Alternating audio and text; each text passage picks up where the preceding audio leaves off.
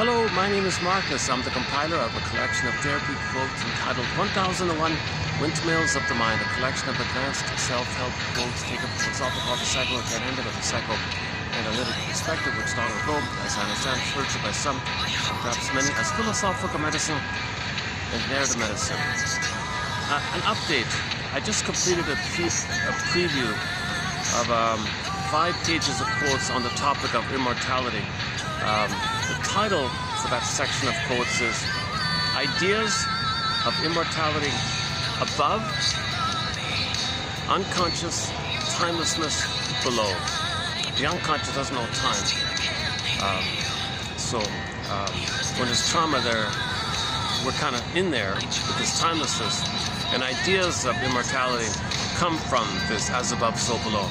So if there's trauma there, the more trauma there is, the more anxiety and ideas and fantasies of immortality are defense against anxiety, but reflect that timelessness if the trauma took place in the time of timelessness for the baby. Once again, the baby doesn't know time. He's in a state of timelessness. The hippocampus comes on later on, so if there's trauma before that time, it's wired in the system. The body remembers, the unconscious knows, the shadow knows, it's in the system, neural circuits, implicit memory, procedural memory. He doesn't consciously know, but it's known infinitely. Immortality, forever. Like there's no time, so it goes on endlessly. So as a code or as an inference of this trauma, we have ideas about immortality that's in line with the timelessness of the trauma that takes place. So I originally was planning to do just a 5-video run from 13 to 17, and I just completed yesterday part 5. It's an interesting journey. So the past, spread out through the past 5 videos, you'll get a good preview run of those quotes, which you can find in 13 to 17. And this morning I found some more quotes on the topic, and I realized, no, this is actually, a lot of people have talked about this. I didn't really realize it. But a lot of people really talked about this a lot in the shrink community, not only philosophers in the past. So it's a major kind of topic. I didn't really realize how focused people were in the past on this topic, of this immortality, living forever, and so there's different ways to describe it. Okay, life after death and reincarnation, or living one with some blissful thing in the sky like that. You're in eternal bliss and some kind of forever eternal bliss kind of state. So you're some kind of heavenly kind of thing. You're ideal, perfect, no stress, living carefree, blissfully. So that those kind of fantasies. The quotes I'm going to post today, linked to the source point, is that the baby inside is in a timeless womb heaven, womb paradise. Garden of Eden, Shambhala, Shangri-La, Nirvana, paradise, utopia. The baby's in utopia in the womb. He's feeling a blissful, symbiotic one with everything, one with the universe, one with the mother, grand, powerful mother, one with this omnipotent, powerful mother. He's specially one with safe, very blissed out, unio mystica, okay, one with this mystery, or participating in the mystery called participation mystique. Blissful oneness. One guy exaggerates it by calling it oceanic ecstasy or oceanic feeling. Is a common one. The rhythm of safety, like rhythm of safety and bliss, and no time, no space, all over the place. So if there's no stress, you're one with the perfect mother, and you're one with the all-powerful mother. So you feel safe and powerful, stuff like that. So this is called the stage of symbiosis, merging, fusion. Okay, non-differentiation. Baby doesn't know where he begins and ends, where the mother begins and ends. 2 is 1. He's in that kind of thing. So in the womb, he has it. He has that kind of thing. So I don't know. I guess when we get older, we feel stress, and then a way to deal with the stress, a way to deal with anxiety, that there is mortality, there is time. Well, one coping strategy is to fantasize the good old days and imagine in the sky, project the womb bliss, the womb heaven. Put it in the sky.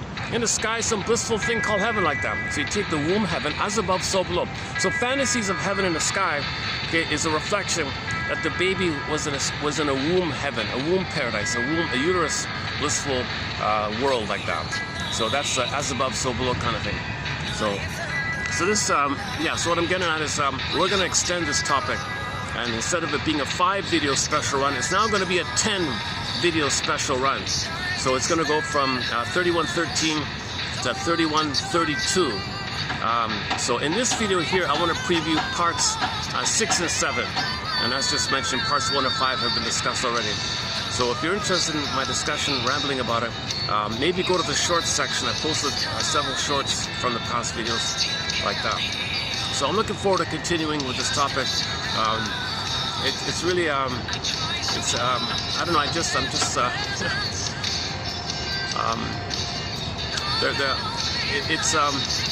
it's important because maybe it makes us realize how anxious we feel.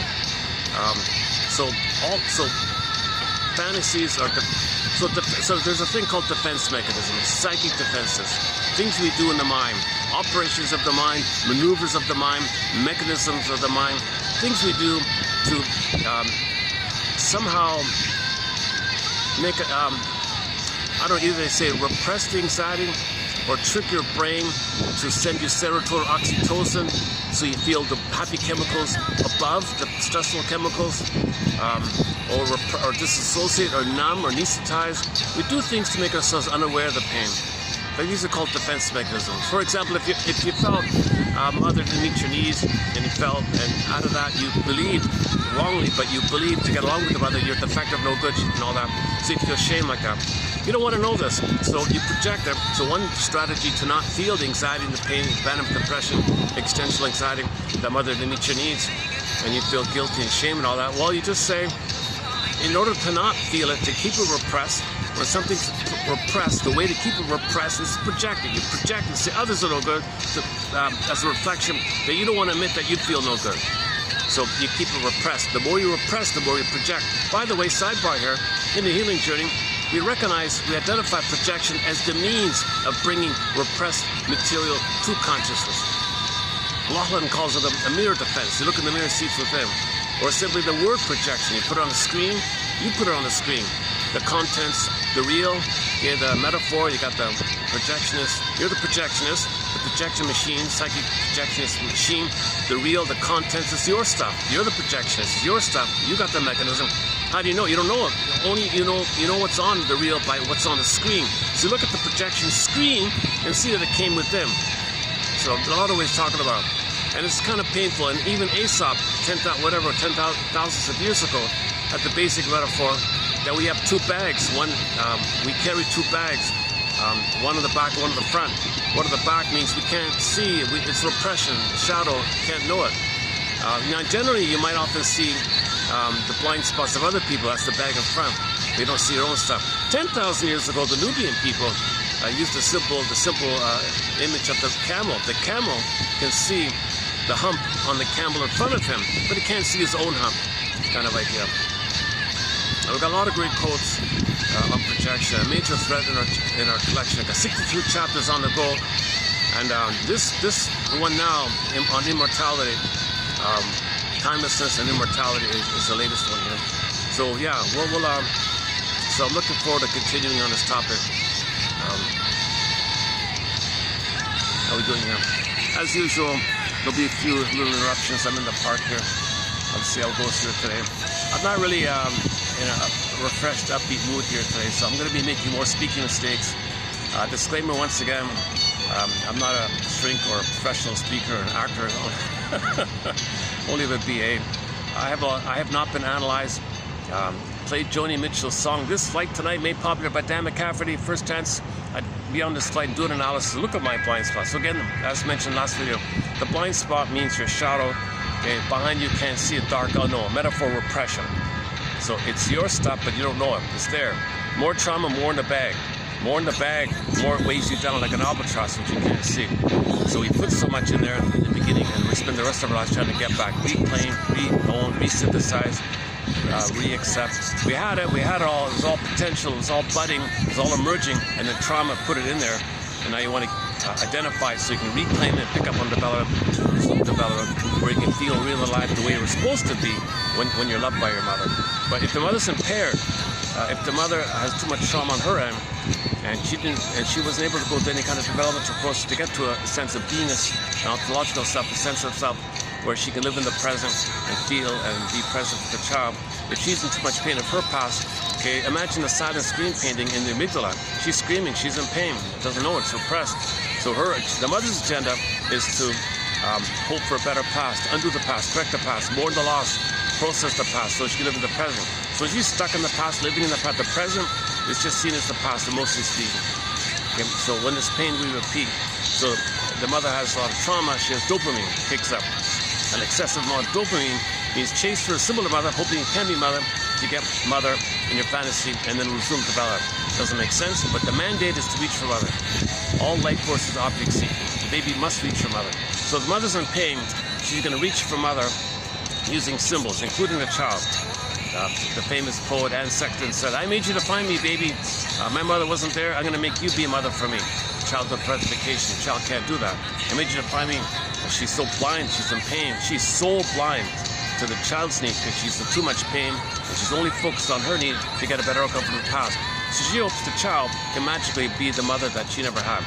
Okay. All dysfunction is hoping for a better childhood past. All repetition, compulsion, all symbolic acting out is the hope for a better past. Okay. Enter a variation of the famous line, "Give thee all hope for a better childhood past." But if the mother's in too much pain, she's not aware of it. Okay. So there's many ways this dopamine works. The dopamine, or the dopaminic brain or mind, says Professor Previck, is you're hoping that in the future you've got a better past. You're not in the present. Your purpose is to get a better past. Now, you're operating from the timelessness, the immortal timelessness, the forever immortal timelessness in the unconscious. So the person, the unconscious, wants to reach her mother, but you're out of the nursery. The mother's out of her nursery, so she looks for a symbol of mother. Usually it's money, food, drinks, promiscuity, relationships, or her children, looking for some ways, grab something. She's grasping blindly for some symbol via some kind of a subconscious association, and she's not meant to know it, need to know. The id says to the ego, cover it.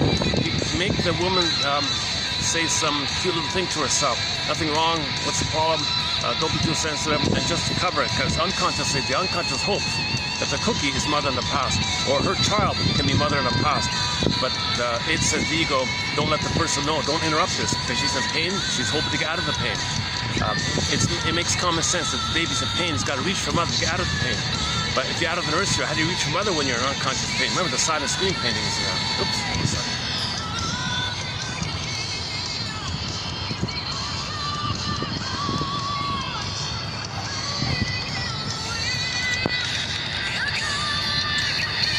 I'm gonna have to bottle the sun here for a while. Hopefully, yeah. Luckily, there's a breeze, so maybe. Okay, enough about the weather report. Weather report here. Actually, the last video was done by that rock thing, that stone thing over there. That was okay. Okay, it doesn't. Yeah, so I've got a backup spot if things don't work out here. Okay, let's keep going here.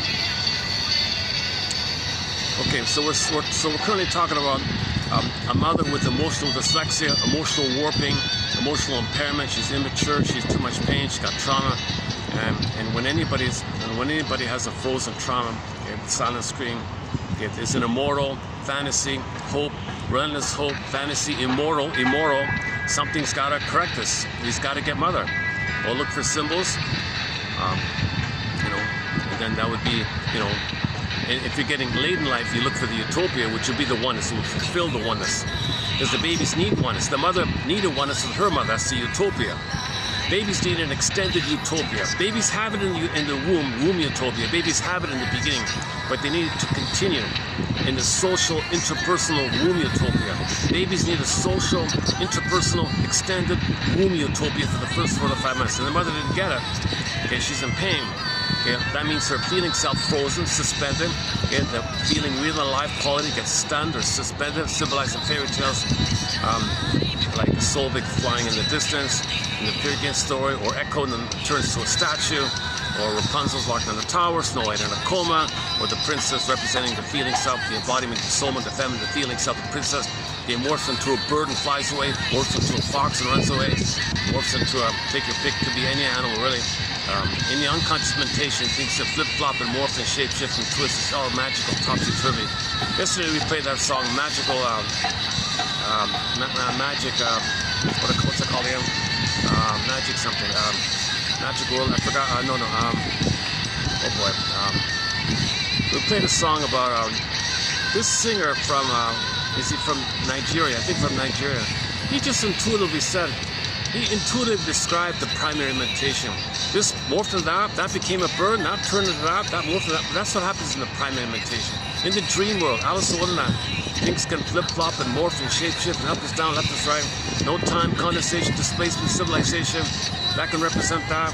That can poof into that. Chameleon, shape-shifting, morphing. It's a magical kind of thing, like in the primary mentation. And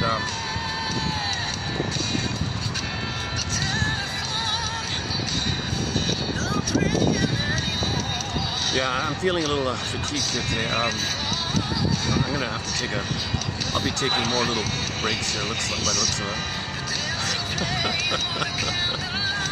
I don't want to drink too much coffee. I had one already. And, yeah.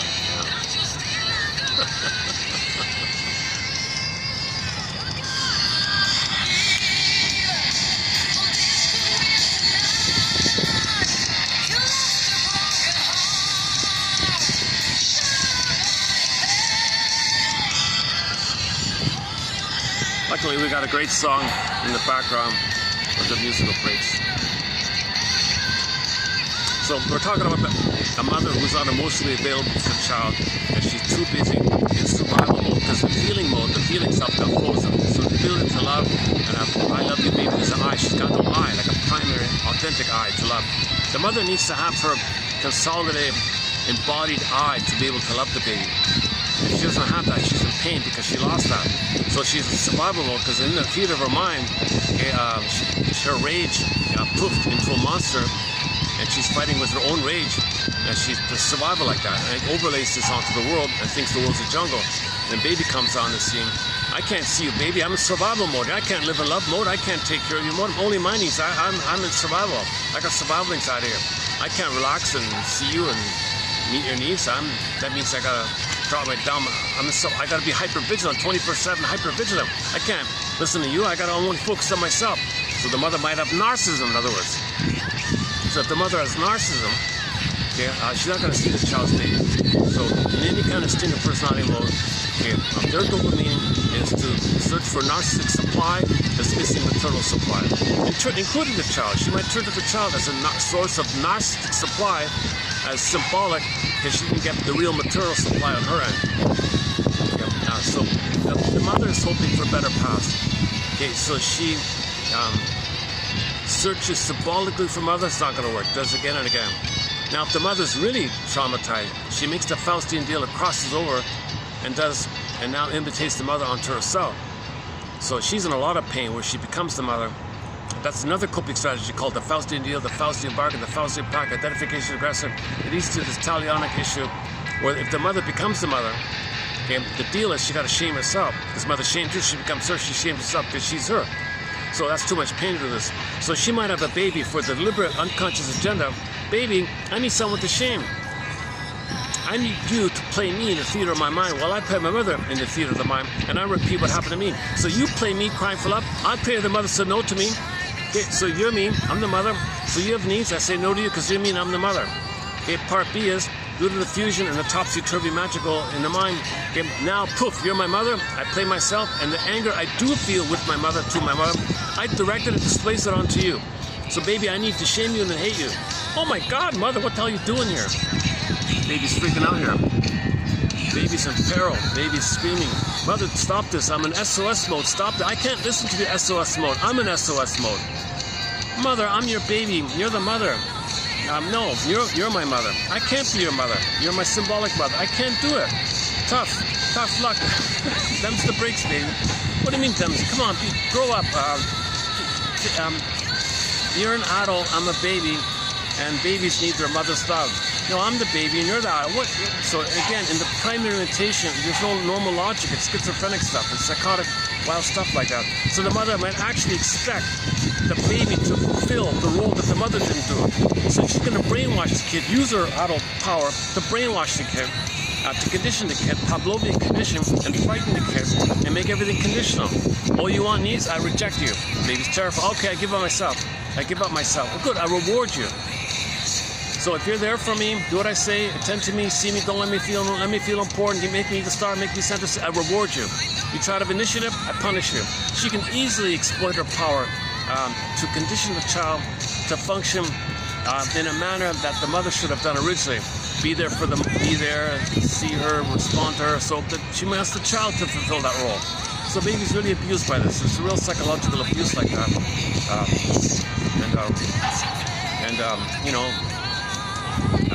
She already has, she feels justified because she's entitled to get mother's love. I'm justified. I'm loving mother. I need you to find me when I'm in the right. Total narcissism, right? All about them. Doesn't care about the baby. So, and the baby's going to at least communicate its distress. The mother's child's going to say, look, mother, I'm in pain and stress. So baby's tension, fear builds up, shame, fear builds up, snowballs, it adds up. A final pathway, desperation, and anger appears. You see, mother, I'm angry now. You can't be, who do you think you are? You can't be angry at me. Well, my anger is a cry for love. You're not meeting my needs. You're too busy with your needs. What about my needs? I'm angry because of this, because I think I'm going to perish if you don't meet my needs. Look, baby, it's all about me. It's not about you. I'm using him. Okay, then enter the flames. Disney film inside out. The flames popping up. You see, mother, you see how the flames from the anger character Disney film, you see how the flames are popping up? Notice how the flames spell SOS. I'm an SOS. You're not listening to me. What the hell, mother? I'm an SOS. I'm going to perish in peril. I'm a helpless baby. I can't move. I can't go anywhere. I'm totally dependent on you. You're a grown adult. You're the giantess from my view. I'm a helpless little one. I'm a passive, totally dependent, vulnerable weakling to you. You got a big 6 foot, large size. You can move. You have a car. Come on. You got resources and things. You got adult mobility. I don't have mobility. I don't have motor skills. I can't walk. I can't crawl even. I can't even crawl out of here. I can't even do Baby's Day Out, the film Baby's Day Out. I'm not even there yet. Well, have you ever seen that movie Baby's Day Out? The baby was crawling around, just oblivious to time and danger. I'm not even there yet. I can't even crawl yet. I'm only like a minute old here. I can't even crawl here. I gotta connect with you. I don't understand your signals. I'm angry. Oh, you're complaining against me. This is attachment trauma. This is already attachment trauma. It's a form of birth trauma. Whether or not there's like a physical element to it, that's a shock birth trauma. But the baby can't bond with the mother. There's a kind of an added element called attachment trauma, like this. And then that leads to the relationship being strained. That's a strained trauma, relational trauma, interpersonal trauma. Child can't develop. It's called developmental trauma. Mother doesn't know how to feed properly. It's going to be a weaning trauma, probably. Inappropriateness with the feeding. Mother probably won't want to feed, so it'll be weaning trauma on top of the developmental trauma and the other kind of traumas. And there could be that confusion with shock traumas, perinatal, birth, prenatal stuff. So baby's really struggling here. So the baby in this situation has to have the hope that his cry for love it's got to go somewhere. It goes to himself. So he'll be angry at himself. Baby will be angry at himself, and that anger is a cry for love to the mother, but he directs it at himself. Now the baby's in a lot of pain. Now the baby's feeling the pain of his own anger, which has destructive fantasies, because when the baby is desperate for survival, jungle mentality, cannibalistic fantasy, he wants to devour the breast, control the breast, because he got to have a stable breast not around. Mother's not around. So he desperately kind of reaches the kind of thing. Hang on a second. Oh, the wind's coming in. Okay.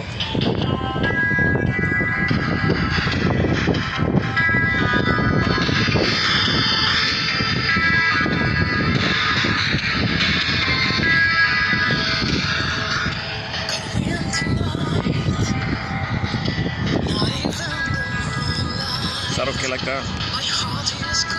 Louder this way, right? Let's try like this.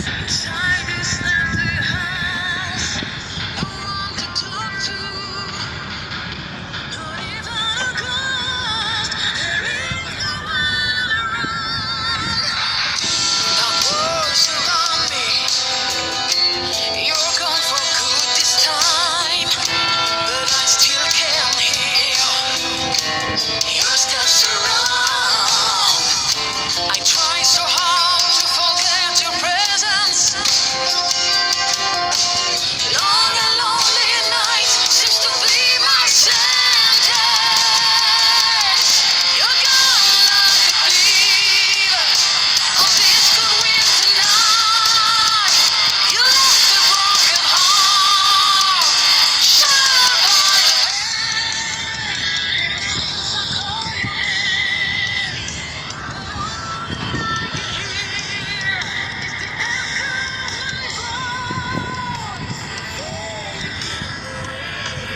Okay. I can't believe. Okay, the song's about a breakup, typical breakup song. The lyrics to their songs are super simple, really simple. But but musically, it's fun rock. It's good rock music. They could easily be a major band. They've got two, to my mind, they've got two major hits already. They've got two undiscovered hits already. This one here called Loneliness and a one called The Phone Call. Those two are blockbuster hits in my opinion. They could be on a major stage. They could open up for the Scorpions or something like that, you know, whatever. Any major rock band. Third song we have of theirs is not bad as well. So they got three solid songs, right? They can do a 2-hour good set, yeah, easily. They're sort of an indie rock band out of Luxembourg, can you believe it? She's French. The other members are sprinkling of European expats living in Luxembourg, and they all form together, something like that. I don't know the full story. The band's called Angels Whisper. Great band. So we play. So you're listening to Loneliness.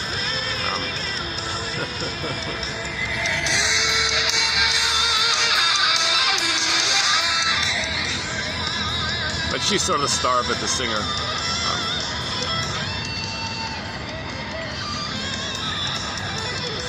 Okay. Let's get back on track here.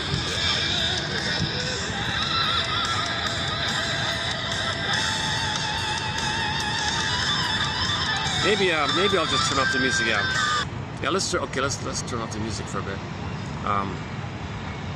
So we're currently in the middle of talking about why a mother's impaired, why a mother's not emotionally available. Well, she's hoping for a better past. She's too busy in pain, hoping to get out of the pain. She's reaching for mother symbolically, magically hoping that a cookie will be mother in the past. Now, if the mother makes the Faustian deal and crosses over, okay, then she's going to do what's called a negative magic gesture. She hopes that with a magic gesture, a magic omnipotent gesture, babies have magical thinking. They think they make everything happen. He thinks magically, the mother thinks magically that if she shames the baby, magically she'll be healed in the past. Because she'll express her anger and show up the mother, expose the mother, and this magical gesture, mother will respond. A time machine will appear, she'll go back to the nursery, and mother will love her. But she's doing this from the timelessness, so there's no issue with time machine, because there's no sense of time. There's no sense of time in the unconscious. But the immortal hope, the immortal fantasy that one day, Paul Levi-Russell says a mother can have 20 lifetimes shaming her baby to communicate that she had been shamed. It's not going to undo the past, not going to correct the past. So it's immortal. This can go on forever. The dysfunction can go on forever because trauma in the timelessness is timeless, and your outer kind of behavior to undo it is going to be forever because it's timeless in there. So the only way out, you got to confront time. So you confront your defense mechanism. So you analyze fantasies of immortality, reincarnation, all this kind of stuff. You analyze that kind of thing, and it comes from the timelessness. So our first quota in this series here, 3113, says, if you analyze and wrestle with this issue of immortality, it'll lead to you feeling the nectar of your identity. You'll consolidate a sense of self, and you'll live and love in the present, enjoy the present, and have the sweetness of the present. And you enjoy the present, and that's the nectar of living in the present, versus the fantasy that you'll find some fantasy nectar, and you'll live forever. You see. That's a defense against the pain of the trauma, and you don't want to face the trauma. So you're better off trying to face the trauma, analyze the trauma, do something, at least admit it, recognize it somehow, and move towards yourself.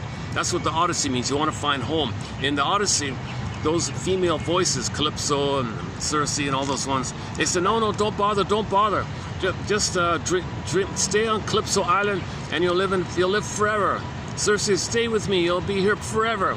Eternal, forever. You'll be like he said, no, I want the sweetness of the present. I want to find my home, my inner home, my embodiment, my feelings. Penelope, symbol for the feelings. Okay, so in the body, you've got feelings. Okay, feelings are in the body. Right? We feel in the body. We have a body. Okay, and there are feelings in it. Body, feelings. Okay, so the metaphor in fairy tales, castle, princess.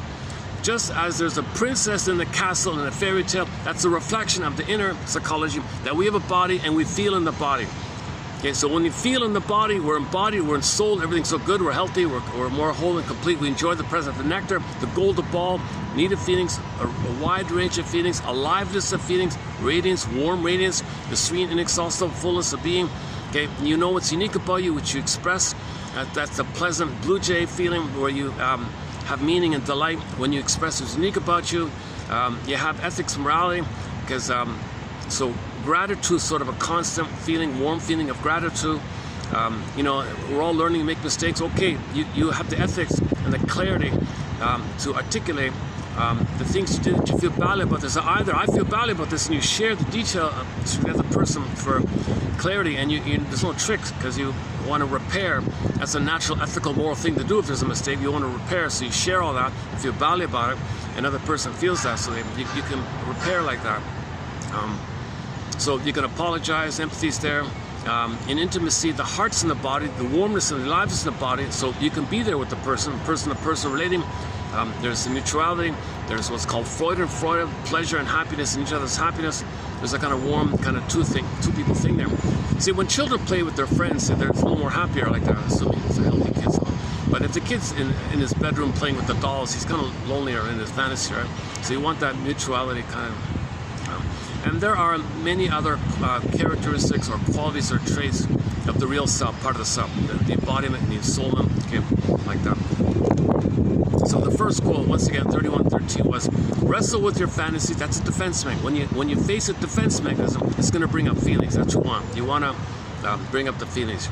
So defense before content. Wrestle with the defense, and then the content will come. And when the feelings come, aha, welcome your feelings. There you are. Welcome your feelings. Allow them. Constructive wallowing, she says. Allow them wallow in them constructively. Allow them. Guest house, welcome, welcome. Stay with it as long as you can. Play the song Stay, like the singer Jackson Brown. You got those funny voices in there. Stay at the high-pitched one bandmate in that song. Oh, had that super high squeaky. Oh, won't you? And stay. So stay. Think of that song. Stay. See if you can stay with your feelings. What are you experiencing in the body? So notice what you're physically going through and stay with what you're going through. And just see if you can maybe recognize that this is coming from the triggering of the past, the antecedent. Notice the antecedent, that your needs are not, and the feelings come to you. And the feelings come to you in the body because the stress of the pain of the past. So old fears come to you in the present called anxiety. It's visceral in the body. So stay with that, but that's the old fear. So at least recognize the old fear because needs are not met, and you're feeling anxiety from the old fear. So you can stay with it because now you understand. So you understand this quality of understanding is called containment. Psychoanalysis looks for an egg in a basket that's missing. Okay, so so first you leave the basket, then the egg. So the ideas and the theories might hold you a little bit, then the feeling might come, and you want to stay with the ideas, and the feeling can stay with you, kind of.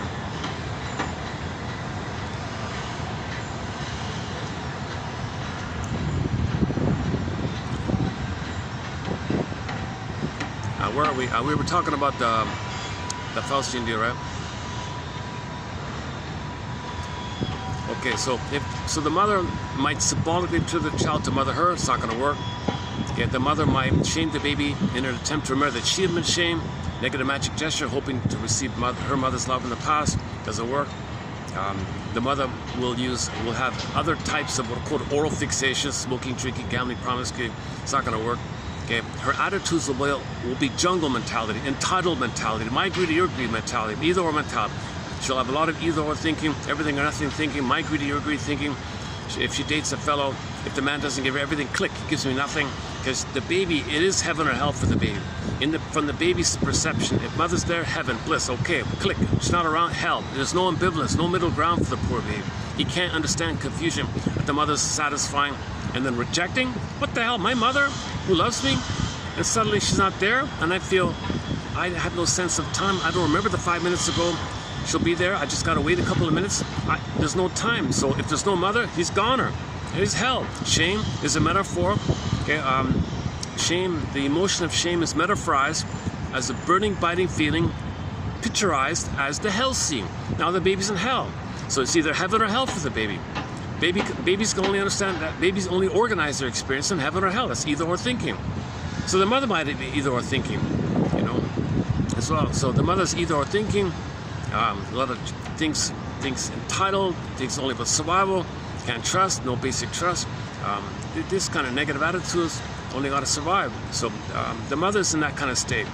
Okay, she's wounded, she's traumatized, she's in that kind of state. Okay, so she's frozen there, and she's living there. And whatever she's doing in the present is to hope to change the past, undo the past, correct the past, get the love she should have received in the past, so she can then love the baby. It's not going to work, so she's frozen there. Meanwhile, the baby's saying, ouch, mother. So the baby's ouch turns to rage, which turns in on himself. Now the baby's got his own anger, which is a cry for love, which is a cry for mother's not there, right? Mother's a wicked queen in its perception, because the anger is linked with the mother, and the baby's anger fuses with the mother. Long story short, poof, monsters of the id. Now the baby's got a monster of the id. Guy with the horns, Minotaur, Cyclops, Medusa, Medea, all those kind of images. It's mostly the baby's rage in intermingling with the unmetness on the mother, unresponsive of the mother's side, is rage to it. Okay, like the breast, and maybe 2 nipples, 1 breast, 2 eyes. And the rage. So the prototype is like you got like a face and 2 eyes. Baby sees.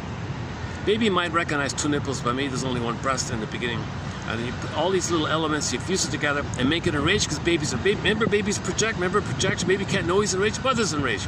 Baby's hungry, oral greed, oral rage, oral devouring, mother's that. So mother's a devouring monster in his mind. Okay, so the baby's original cry for love, it ends up reversing, EVIL, LIVE, turns around, EV, called rebounding aggression. Image, the symbol for it is the guy with the horns. Okay, howling man, Beelzebub, devil Satan, all that's not real. It's just a picture for the baby's anger at himself, which is the hope. Now he's got to hate himself to maintain the hopeful cry for a mother will respond. To maintain the hopeful cry that mother will respond one day, one day, one day.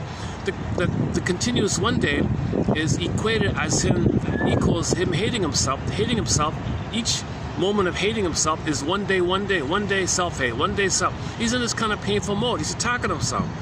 That's why it's destructive. Guy with the horns, something's eating him. You can even say it like that. Something's called the inner critic, inner persecutor. Fairburn called inner fifth column. Something inside him is attacking him. It's his own anger attacking himself. Jesus Christ, right?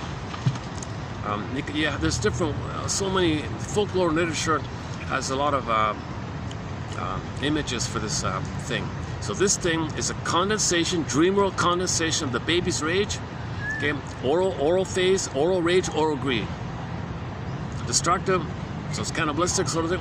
And the mother's that. And you take the mother having that, poof, there's your monster in the sky, in his mind. That monster represents his cry for love to attack on himself. Cry for love, turn to hate, attack on himself. Like the water hits the bank, turns in, rebounds in. So now to maintain his need to reach for mother, it ends up self-hatred. Reach for mother, self-hatred. Reach for mother, self-hatred. Reach for, get it? So he's now in this difficult thing called, it's a major crime. No one can bear this kind of thing. So what Berger says is, when there's pain, the Pandora hope is that dopamine kicks up to chase for sibling brother. So that's the hope mode. So he's in pain. Now when he chases for sibling brother, there's 2 parts. The cookie might briefly, due to it having a lot of sugar, it'll trick the mammalian part of the brain to perceiving that sugar is a lot of food. Now the mammalian part of the brain thinks the person has a lot of food. Oh, he's safe, food, safe, serotonin. You get serotonin. It's just a momentary thing. But the main thing Ullman and Paul say is that the cookie functions as a way to trigger the bliss that you're missing, because you're regressing back to the old utopia. And if you can trigger the old utopia, you get happy chemicals above the pain you're feeling. That's the kind of, so now you're in dopamine mode to trigger up some happy chemicals. Now those happy chemicals from the past mix in with the pain. This cocktail of the pain of your anger that you're feeling and the past chemicals of goodness, you're mixing it in. This cocktail, shake it up, poof, psychomasochism. This messy thing called the pleasurization of pain, the libidinalization of pain, the pleasure in pain, oh boy, the pleasure in pain principle or dynamic or phenomenon. And this jargon for this is psychomasochism. This whole rigmarole, this whole misery machine, Mark Twain calls it the misery machine, is called psychomasochism. Now he's addicted. Now to get out of the pain, he's got to look for symbols to get at the good old feelings from the past, which in the pain sources it. The thorn is the pain. His anger is the hope. But doing this doesn't lift the thorn. The thorn is still there. All he's doing is pain management. Look for something to trigger the past. Look for something to trigger the past. Okay, this is all explained in Ullman and Paul's excellent book called Narcissist in Wonderland. It's all there about ersatz self-object and addictive trigger mechanism. It's all explained there. We've covered it a few times here already. So now the baby's in this dilemma. Now Burglar adds the point, Edmund Burglar, whatever, mentions that some people, if they have some kind of talent or opportunity, they might have what's called sublimation. They're reaching their defensive need for symbolic. If they get a lot of benefits or something, they're comfortable in their misery. They can cloak their misery, called sublimation. If you don't have that opportunity or whatever, then you're kind of more directly miserable.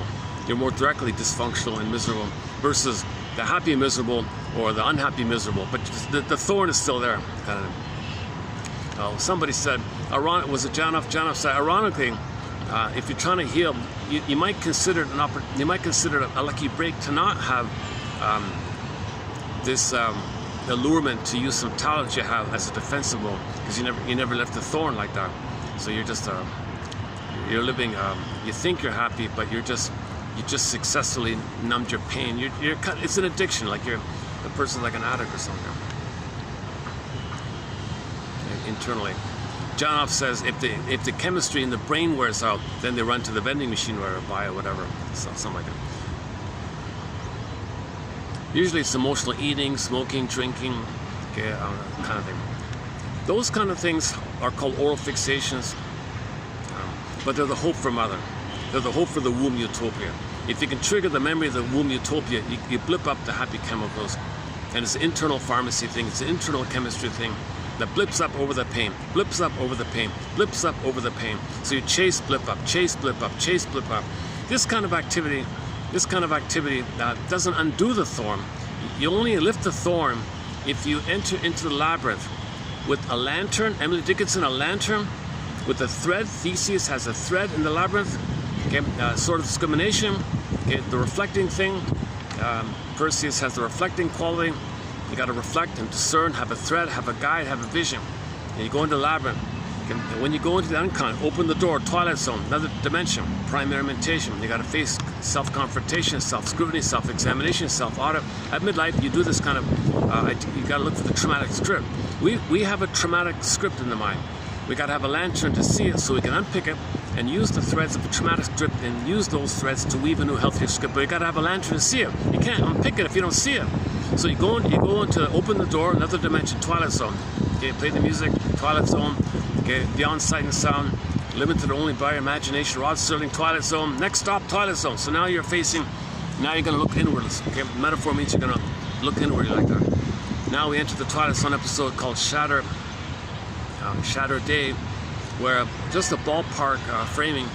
There's 7 steps. Someday, moon day, doomsday, wound day, thorn day, free day, shatter day, named after the days of the week. So you face all these someday things, or fixation.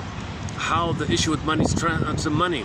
So down the corridor of the oral fixation, you got these many doors, and one door opens to the money neurosis. How is money being used as an extension or reflection of the battle with the mother? So all your avarice and greed is going to be in there. So you enter Edmund Burger's book, Money and Emotional Conflict. Okay, for all the oral fixations, we have a whole thread. Okay, alcohol. The most recent quote on the alcohol one is, the alcoholic is both God and helpless infant. So, okay, sarcasm's going to be in there.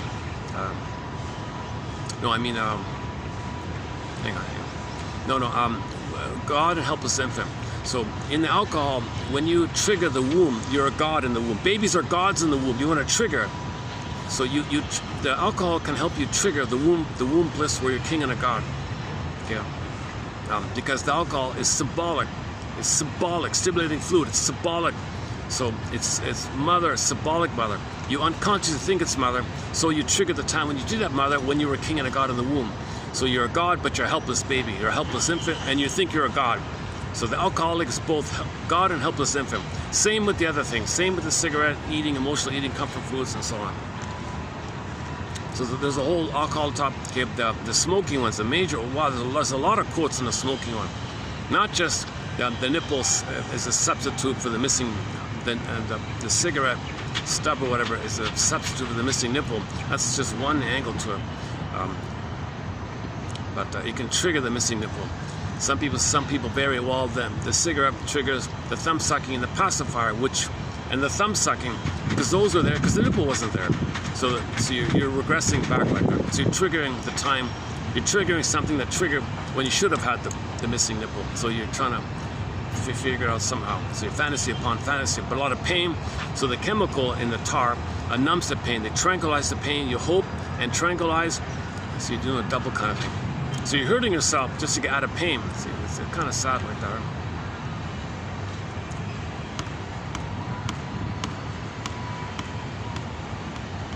Plus, it's an object, something you hold, right? And you think, yeah, you're holding onto something, like a magic wand or something, you know, and this magic wand does this chemistry for you, and you did it, you feel important, you're magical thinking, magical sorcerer. I made myself feel better. I'm a king and a god with a magic wand cigarette thing. And then celebrities promote it all the time, and so on. Maybe nowadays, people are waking up finally. But, okay, there's a lot more with the cigarette. Because, emotional eating, okay, food trance, there's a lot there with emotional eating. The gambling one is you're using this, for example, the slot machine or any kind of gambling activity. Okay, the guy who deals or the owner of the thing or the vending machine. They're symbolic of the cold, refusing mother. So, baby, reach your mother, reject it. Go to the slot machine, reach, hope, reject it. So you repeat symbolically to know what happened in the past. So the vending machine, slot machine is cold and refusing. It's blinking lights, promising, alluring. It tells you you'll win. So you put your hope in, reject it. Okay, so you're meant to. So you thought unconsciously. Now, need to know, we don't believe this consciously, because the cortex provides cover. The id says to the ego, cover me. Don't let the person know that we think the slot machine's mother. Unconscious thinks the slot machine must think the slot machine is mother. But the id says to the ego, cover me. Don't let him realize this, because it'll interrupt our repetition compulsion. We have to reach your mother. We're in pain. We don't want to interrupt it, because he'll feel the pain. He can't feel the pain. He doesn't have a caring witness. He doesn't have self-awareness to face the pain. So he's got to reach for mother. The slot machine thing is mother. Look at the blinking lights. Mother was promising, alluring, enticing. Look at those lights. You might win. Money means mother. You might win mother. Come on, go in. Put your hope in. Okay? Reject it. Ouch. But that's what happened. You're repeating what happened. You repeat to know what happened. So you find something symbolic of what happened to know what happened. So the slot machine, so Berger's book, another one by Berger called Psychology of Gambling. Go to that book on there. I'm still recording here. All right. It's funny because I'm a little out of it today. My sense of time is not. Yeah, talk about time, eh?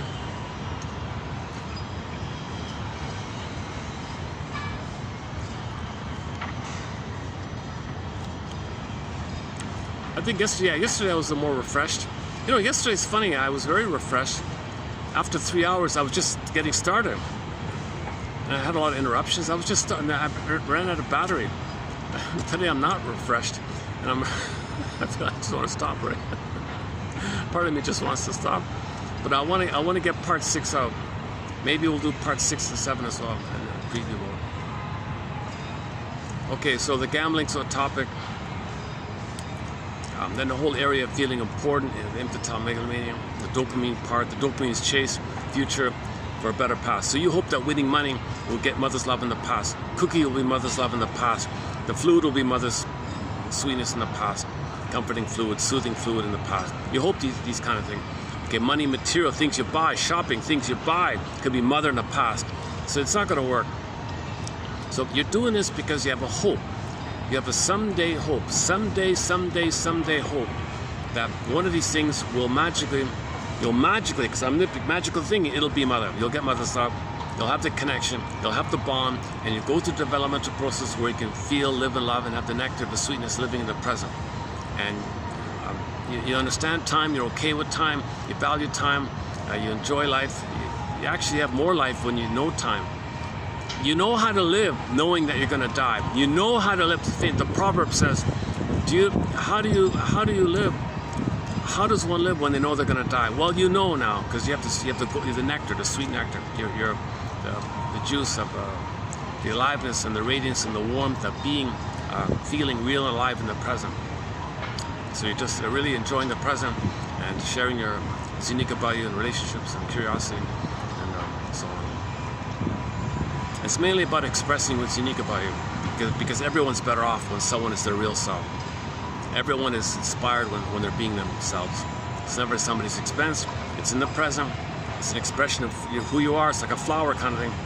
Versus recreating the present, some theatrical thing that represents the past, hoping to do the past. Someone plays you, you play the mother, or you play yourself, and you flip it, and others do the mother, and recreate dramatically what happened in the past, hoping for a better outcome. So there's no flower in that. It's just a grasping. It's an angry grasping. It's a cynical. I mean, it's a desperate cry. It's anger and grasping, hoping to change the past. So a lot of bitterness, negative humor, and dark humor, and black humor is going to be like that. And so there's no flower like that.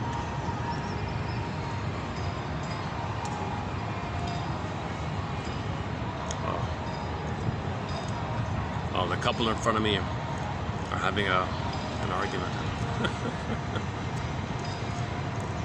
Typical scenario. He's carrying her bag and he's taking care of her.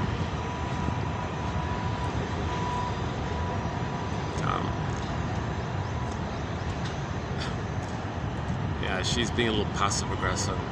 No, I control the walk. You do what I want.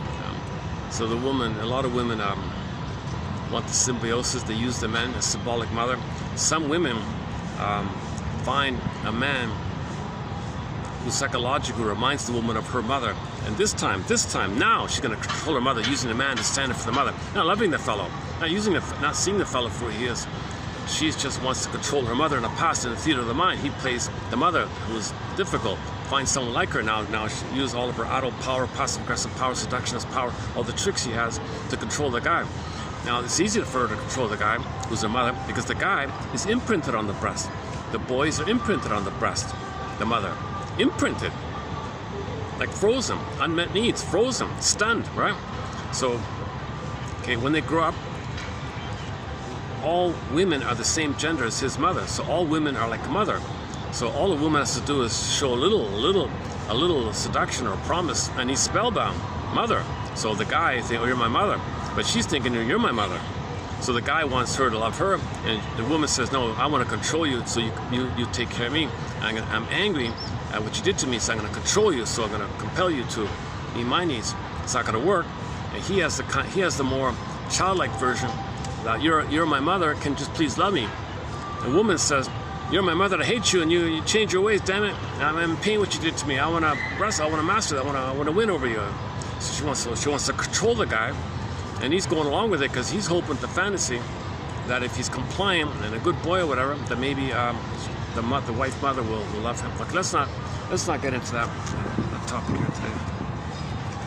So.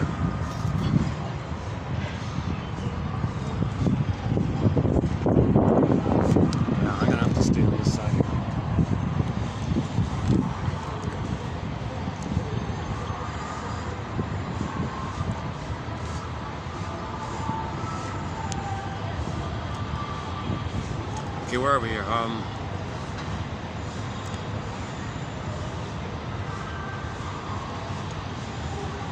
So we're talking about the someday complex, right? So again, the 7 days of the week, right? Someday, Monday, Tuesday, Wounday, Thorn Day, Free Day, Shatter Day. So in the someday one, ultimately, okay, long story short, there's a lot more oral fixations. One way to think about oral fixation is the music album called Shakira, volume number 2. Okay, you see weaning trauma, which leads to another front album cover by a guy named Kim Mitchell called Oral Fixation. On his one, you see the mammaries, okay, the bountiful teats, the long-hanging mammaries, the center stage, the woman's bosom, right? And the characters are all underneath, because the baby's underneath the breast.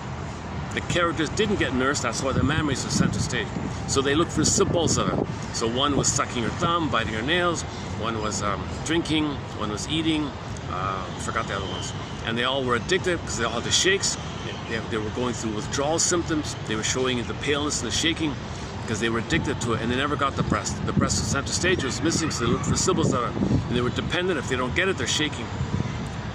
And then, of course, the mammaries being the center stage, because a lot of men are goo-goo gaga when they see the mammaries. because they never got it, so they're stunned, they're hypnotized already. Uncanny need. It's like that's what your inner baby, you know, is yearning for that. So it takes over kind of. And so play the clip from Jim Carrey called "Liar, Liar." He's in the elevator, stares at the woman's plastic surgery, and she slaps him or something. The guy was so desperate, he even fantasized the plastic silicone as being real memories. And you see, that's how desperate, that's how unnursed and unloved the character was. Funny movie, yeah, Liar, Liar. I thought that one there. Oh, and the truth will upset you free. Oh, that one there.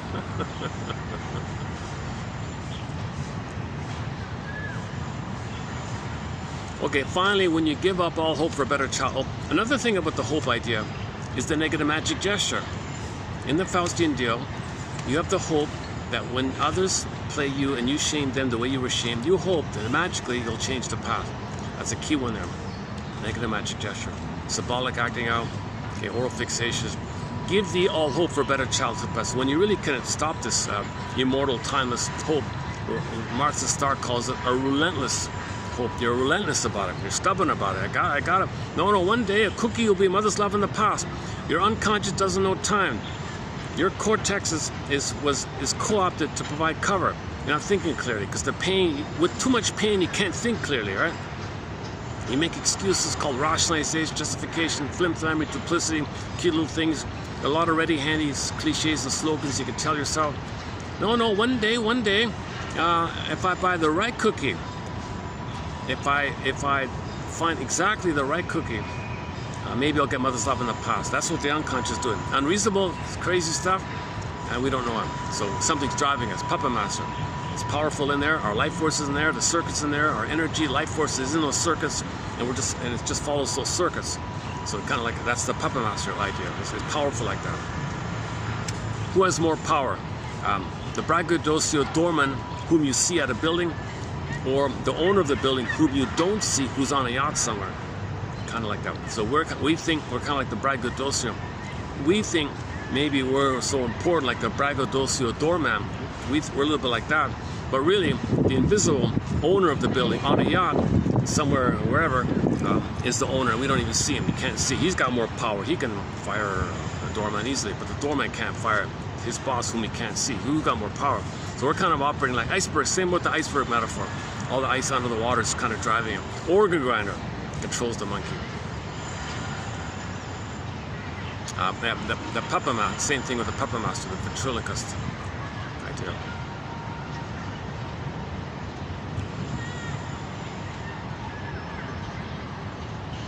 Give thee all hope for a better childhood path. If you can finally get some kind of moan, okay, when you wrestle with this and you feel a kind of a moan, like, oh, wow, now what? If you get a moan, that's your moan day. You got to get to your first visceral recognition. It's a quote-unquote mini-death. In a fairy tale, if something dies, that might be this. This kind of relentless hope, symbolized by a character of you, and that character dies, you're moving forward. Death, rebirth, so you're progressing. So now you're facing the moan.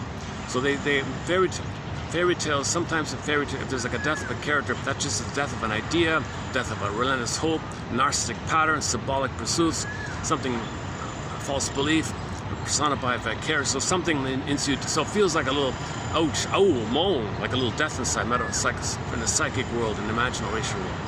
Okay, now you get the moan day. Okay, now you got to kind of regroup, so to speak. Okay, now you're going to go further and go into Doomsday. Okay, that's a huge topic, 20-hour topic on Doomsday. Okay, doom, right? Debt, due, guilt, obligations, baby's in pain, to be punished, to do something wrong, he's in pain. Okay, he's in guilt. Guilt means debt, due, you do, I owe, due, mother. All babies think they're guilty when mother hurts them. When a mother hurts the baby click. It's my wrong, I'm fault, I'm bad, I'm no good, I'm lovable, unworthy, mother, you're a goddess. No matter how abusive the mother is, in fact, the more abusive she is, the more the baby says she's defective and no good. Sad stuff. Baby cannot admit need to know. He cannot know that mother hurt him. He'd be a goner. He couldn't admit the truth. So he does either or thinking. So on this topic of Doomsday, okay, from the Twilight Zone, we do 2 episodes, the 30 Fathom Grave one, and another one called Shadow Play, the revised one, the rebooted one, about guilt, and the moral defense by Fairbairn, and a few other points. There's a lot of material about. The conclusion is you're not guilty. You're not guilty. You weren't born guilty. After the trauma, you then think you're guilty in an attempt to get along with the mother, to organize the chaos. You think you're guilty in a diplomatic gesture to get along with the mother. You made your mother's a monster in the mind. You got to get along with the monster. You got to placate and sacrifice yourself. Now, when you sacrifice yourself, every moment you had a need and a cry, and it got pressed down, tormented souls. So you sacrifice your little souls like that. So in the Dante, the tormented souls are called suppressed feelings. Those little souls represents those moments when you had a need, unmet. You cried, unmet. Put it together, poof, down, unconscious, tormented soul.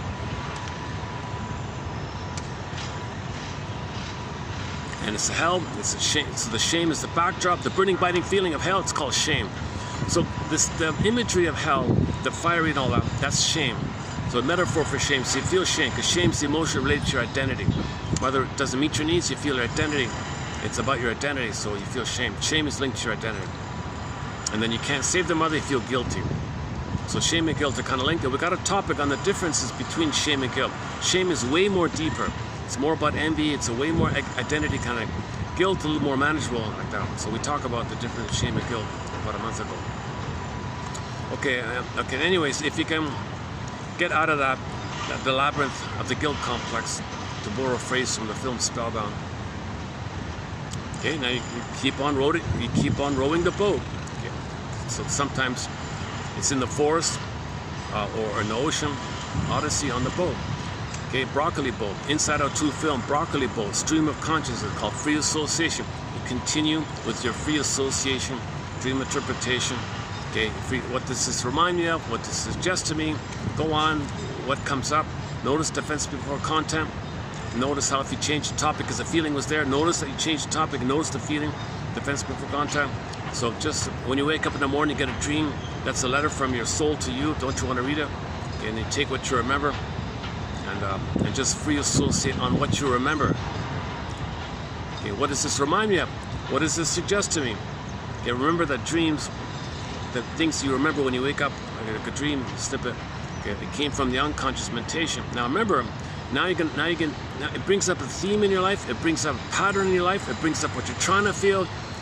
Maybe just sometimes benign wish fulfillment, it's to compensate. If you felt like lonely in your day, you might have like a friendship thing in your dream, or stuff like that. So you can study dream interpretation a little bit at least. Free association, basic rule, fundamental rule, say what comes to mind. That's the way to make the unconscious conscious. The area about jokes, you gotta analyze your jokes. If it's negative, well, that's the identification of the aggressor. That's the stinger personality. The jokes, if you don't like those kind of jokes, okay, they're maybe a little better off. You got to study, I think you got to study and teach for this book, Why We Pick the Mates We Do. Oh my God. Let me do a quick sidebar here before I forget. And I'll come back. Remind me to come back to this point. I'm going to forget this. I just saw another Twilight Zone episode last night. It's not a major one. I don't want to focus on it too much. But no, let me finish the Shattered Day, and let me scoop her back around to this point about the self-improvement of Salvador. See, the guy's name is Salvador. Self-improvement. He wants to improve himself. I'll explain that in a minute. But let's just quickly finish up the 7 days. So we're between Doomsday and Wound Day. So that's a major ocean voyage, right? A major area. So then teach us book Why We Pick the Mates We Do.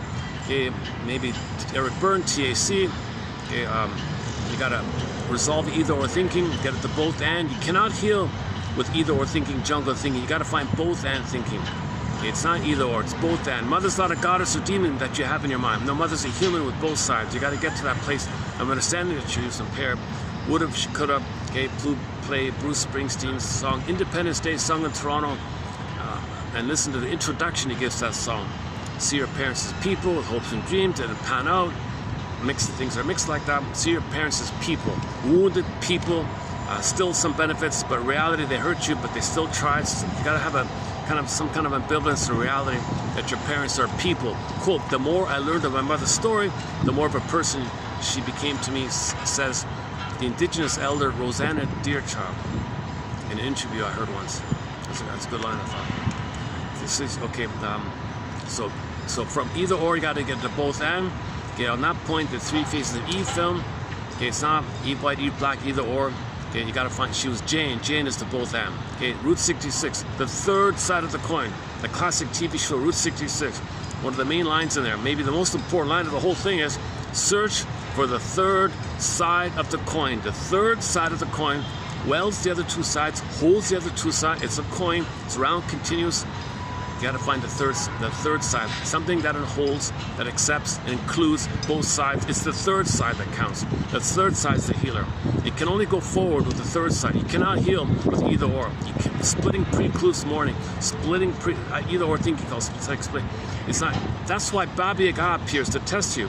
In the fairy tale, when Baba Yaga flies down, she tests you about this. Can you demonstrate both and thinking? She says to you, is it A or B? Okay, if you choose one, you don't pass. You got to say something 80% A and 92% B.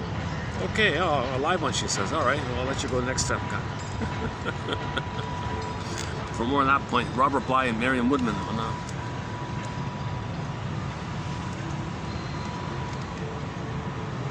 On second thought, maybe I can. Yeah, okay, I'm going to move it over to the shady part because my phone's going to overheat or something. Yeah, a second. Let's dig up a song here and I'll change my chair a little bit and we'll finish up with we want to get to Wounds Day, so hang on before. So let's pick a song here.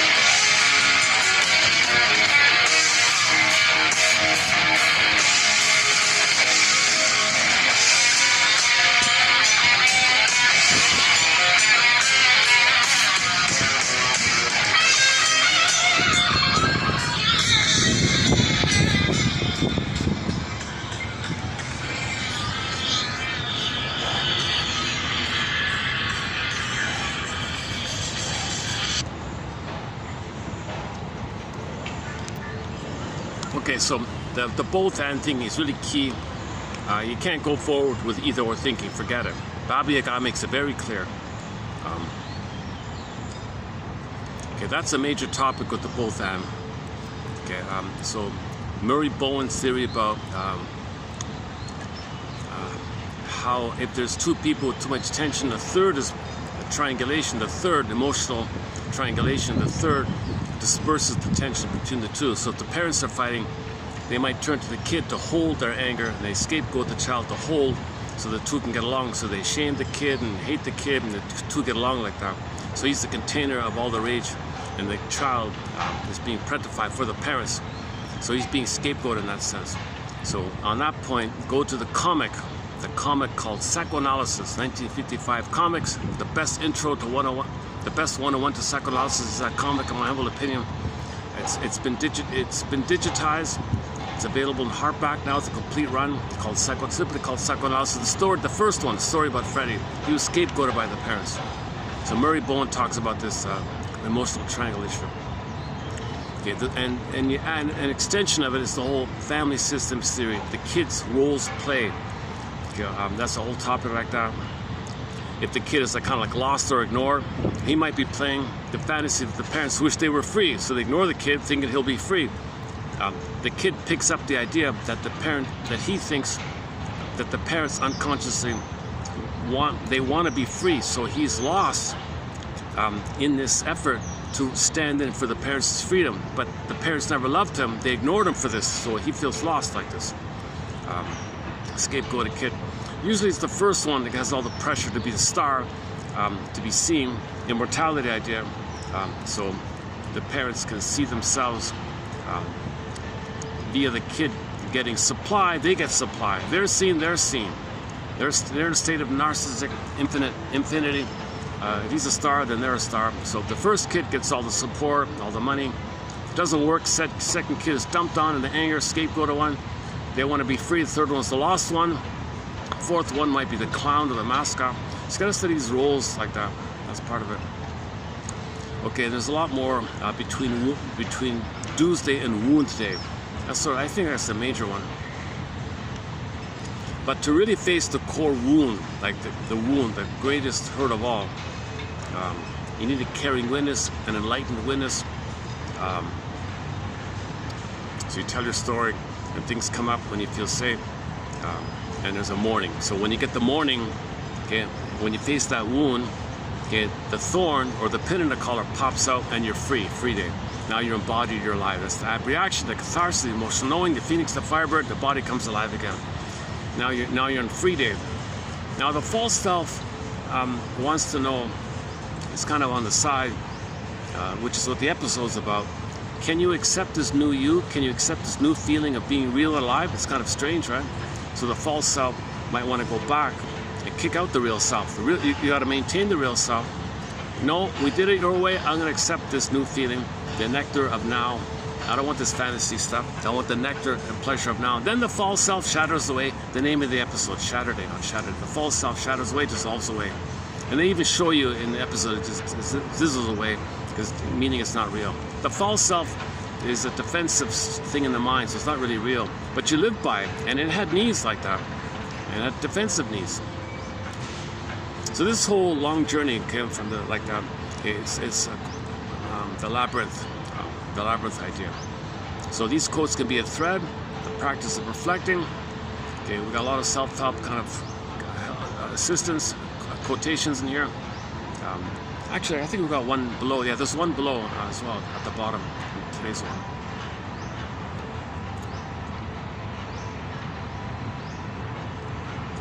Robert Bly's summary is just read Psychoanalysis for 10 minutes a day. That's a good start. Just read. Forgive psychology for its, he means psychoanalysis. Forgive psychoanalysis for its jargon. Please just forgive it. Somebody said recently, this is the closest thing we have to modern poetry. Like, we don't really have proper poetry now, right? A lot of poetry was appropriate for long ago or something. And nowadays it's just rap lyrics, or just simple little song lyrics, or just commercial jingles or advertising slogan. We're not really too in-depth in our poetry. So psychoanalysis is kind of holding on to the original. See, ancient poetry was kind of like the psychoanalytic idea. Trying to find your story, narrative medicine.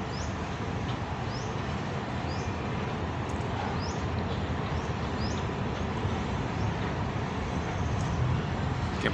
Another way of saying it is, when you get to free day and the false self shatters away, you now feel that it's okay. You have a new felt sense of okayness, that you can self-activate. You can trial and error, resume development, and see what you like, experiment. You think you like this, give it a try, experiment. That's what children do. They test things out, trial and error. What do they like? What's unique about them? Now you can do that. You're going to pick up development. You're going to resume development from back then. So now you're back on track, and you feel it's okay. It's okay to be in the present. You don't have to. You no longer have to do this bittersweet thing of trying to save your mother, cure the mother, wait for her love, and prove your love to her, and maybe she'll love you. And you know that the bittersweet. On the bittersweet point, go to the Twilight Zone episode called "One Life Furnished in Early Emotional Poverty," the closing narration. Okay, now let's backtrack to about the relationships idea. I just saw another Twilight Zone episode called "The Self-Improvement of Salvador." I forgot his last name. Just say Salvador something. Ross, was it Ross? I forgot. Okay. Okay. My first impression is you got three. The thing is just three characters. It's just three characters: father, daughter, and the daughter's boyfriend or wannabe boyfriend or something. Okay. So the girl, the main girl there, okay, has a father who's considered kind and gentle and compassionate. Okay, that super nice guy or something. But this guy has a lot of buried pain, a lot of buried anger, represented by the wannabe boyfriend, Salvador. Salvador is a volatile mixture of anger and frustration. He's impulsive, he's selfish, he's narcissistic, a little aggressive, a little rude, bullying, demanding, shouts, grabs the girl's arm, things like that. So he's a angry, impulsive, narcissistic, entitled, selfish character. So Salvador is a personification of the father's shadow, the double self, the secret self, the hidden self. Now this girl, the pretty girl, okay, she identifies with her mother. She role models after the mother, which means as her playing like the mother, she wants to marry a man like her father, to pick up the mother's issue with her husband. So she wants to marry a man that looks like, has the same psychology, or looks like her father, from the mother's point of view. Now, from the mother's point of view, okay, the daughter, he must have been basically superficially a nice guy, but maybe didn't show too much of his underside or something. Anyway, so the pretty girl meets a guy who reflects the underside, and she's kind of wildly drawn to this, like a negative attraction. So she's very attracted to him. They're very romantic and all this, but he's rude and too volatile and too impulsive and too aggressive, too selfish and too naughty. So she thinks, yeah, I really like you, but it doesn't quite fit. I gotta marry someone like my father. You have a lot of my father's unconscious, and I'm drawn to that, but I don't really see the conscious side of you. My conscious doesn't see what I need to see in my father. You got to be like my father, a sweet, nice, gentle, caring, compassionate, caring, thoughtful, empathy person. I'm drawn to you, so that's half of it.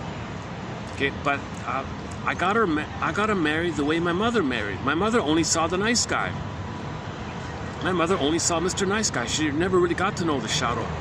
Maybe it was there partially, or I don't know. But I gotta marry the way my mother married. My mother saw her husband as how I see the husband, this nice guy. Now, but the nice guy does have a shadow side, get Jekyll and Hyde kind of, and that's what the boyfriend is. So she just was attracted to this guy because that's the closest thing she found to her father. But it was only the dark side of the father. So she couldn't really fully accept it, just like no one wants to accept that. It's got to repress it. So I like you, but I got to repress, go away, push back. And you got angry, you shouted and pushed. So it's like it wants to accept it. It's like your shadow wants to be integrated, right? So the story is Enter the Twilight Zone. Okay, the magical fantasy is Salvador discovers a magic thing where he can trade. He can do trades with people. So he says to the father, "Hey, father, You know, your daughter wants to marry someone just like you, kind, compassionate, caring, gentle, like that. Can we do a switch? You give me those traits of yours. I want those traits of yours. And in exchange, you'll get my nasty traits. You're old. You want your daughter to be happy. Why not let me be what she wants, and she'll be happy with a 2.0 of you? Deal? He hums and haws. Okay. He wants to make his daughter happy. He knows his daughter would be very happy if her husband was just like him, kind, caring, gentle, friendly, and all that. That's what he wants. So they make the deal. So this gruffy guy suddenly is a nice, polite, compassionate, thoughtful guy. The daughter's thrilled. You're just like my father. And what about his shadow? What about Salvador's shadow? The dark side. Guess who's got it? You're right. Her father now has it. It flipped. So Jekyll becomes Hyde. Hyde becomes Jekyll, in other words. Okay, and the daughter's all excited.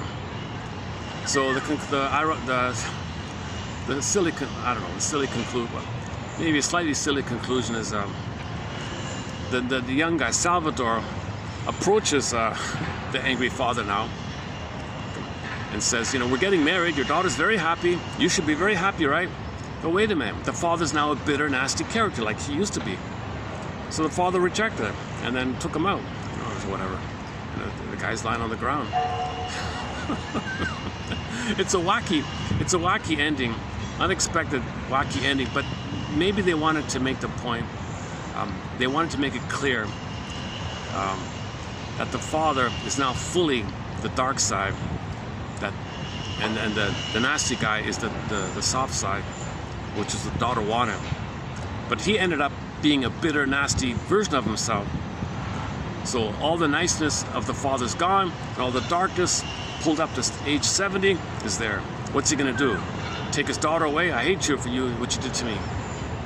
So he'd act like maybe how he would have acted her.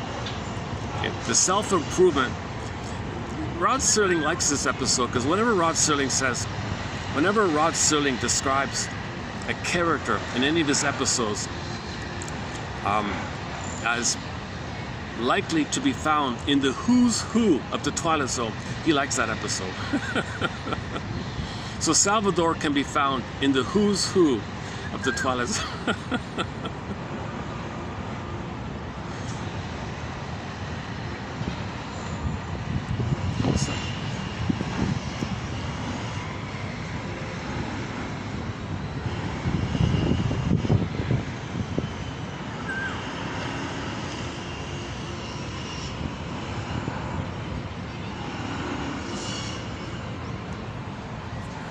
Okay, the other superficial things about, you know, making trades for money and other benefits like that. Let's talk. I guess what he should have done was look for another nice, compassionate, friendly, kind, soft person and did the swap with them, and then there wouldn't be a problem like that, right? No, but he understood that his girlfriend wanted the traits exactly like her father, so he went direct to the father to do the magic swap. Right?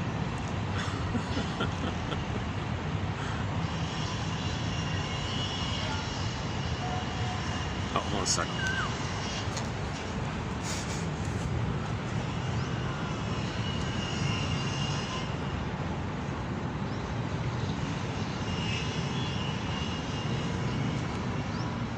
Maybe I'll take another short musical break here, and then we'll do the quotes. What are we going to play here in a second?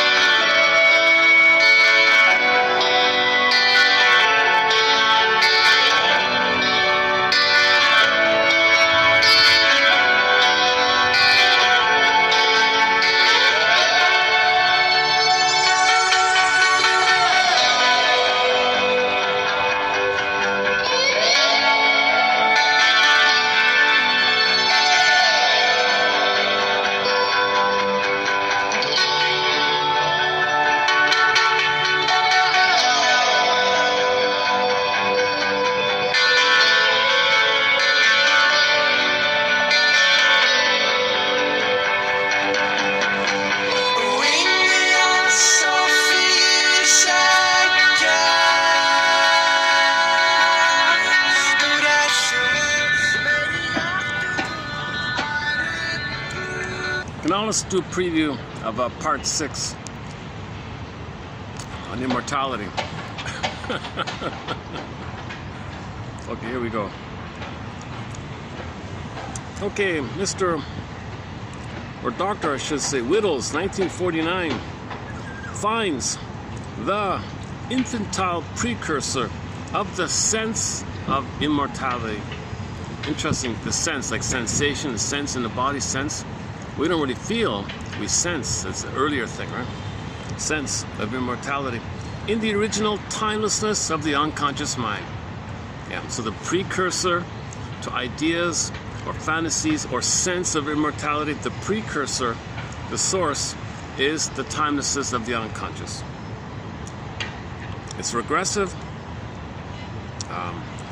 It repeats the infant's ignorance of the passage of time. So you're not really admitting time if you're too dwelling on immortality ideas, immortality fantasies. You're not really accepting time, right? And this point about not knowing time, it's the same thing, not knowing mortality. So the kid in the film Baby's Day Out, you see him crawling around on the construction site. Maybe he's only, 6 months, 4 months old, whatever. He's crawling at a construction site on the cranes and the elevators and things are going all around. He's giggling and happy. He has no fear of death, no understanding of time. He's in a blissful now. Doesn't understand. It was a well done film. A little corny, silly. It was a kids' film, but I think it highlights this issue that babies don't know fear. They're not afraid of death. They're in a state of timelessness. There's no time. If there's no time, there's no death. They're forever. This whole thing. Oblivious. The baby was oblivious. Obliviousness to time would seem to preclude belief in time in the unconscious, obviously. All right.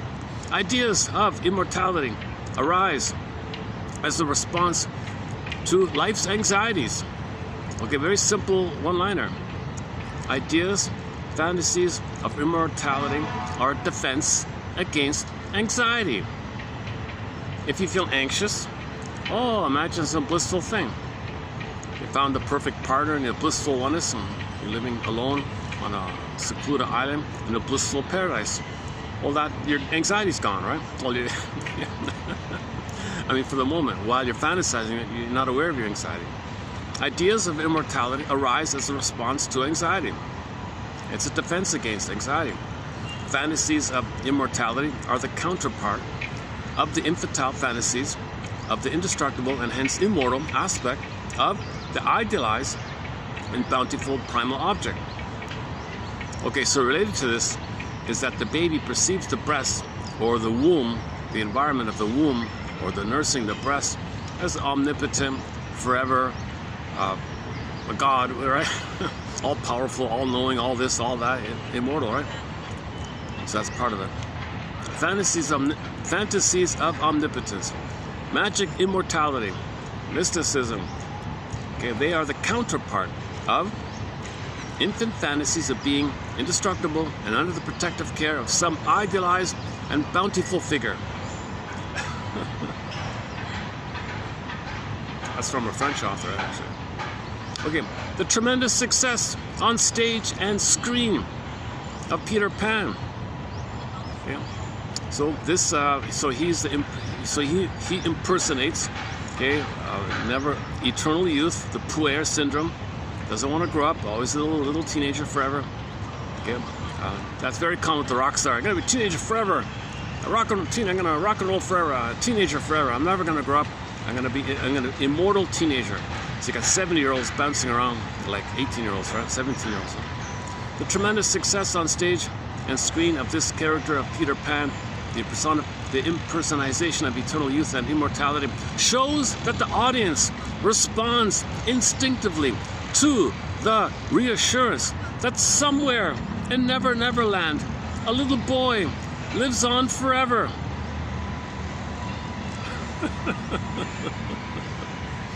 Somewhere in Never Never Land, this other little place, right? The boy's living happily like a little boy forever. So we feel it's an escape from our anxiety. That fantasy is an escape from anxiety, right? All fantasies are an escape from it, well, most of it. Okay, we mentioned the double. So I mentioned just now the season 5 Twilight Zone, the self-improvement of Salvador. So the Salvador was the double of the father. So let's, here's a quote about the double idea. So remember the double idea, it's like your shadow. Now shadow, your soul is in the shadow, right? You know, you could argue, it's hard to conceptualize this, but the genteel father, but he's got Salvador. Salvador is the rage of the trauma, and he's putting on a mask. So the pleasant mask, that's a defense against, that buries the shadow, right? Now the shadow is dark, unknown, so they would associate your soul is in there, and it's shadow, like a light, so they would say it's forever from this idea. That's a quote from, it's in that batch of quotes, the one about that. Okay, so an extension of the double. Now somebody says, well, what about all these companion AI robots now? Is that going to be supposed to be some kind of double for a person? It's going to talk to you, knows you, and these robots live forever? Is that what's going on here? And it's going to voice your concerns or something? The robot oh, the mosquito is a companion in this collection. We got the loon, the heron, the bumblebee, and this mosquito.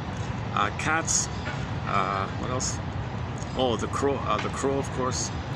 Oh, the blue jay. We've had blue jays on this camera.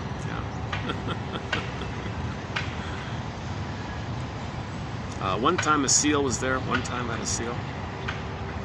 The robot as a subset of the double in myths and literary fiction might serve a desire for immortality, question mark, and there could be additional psychological functions, none of which coincide with the engineers' motivation to build automata.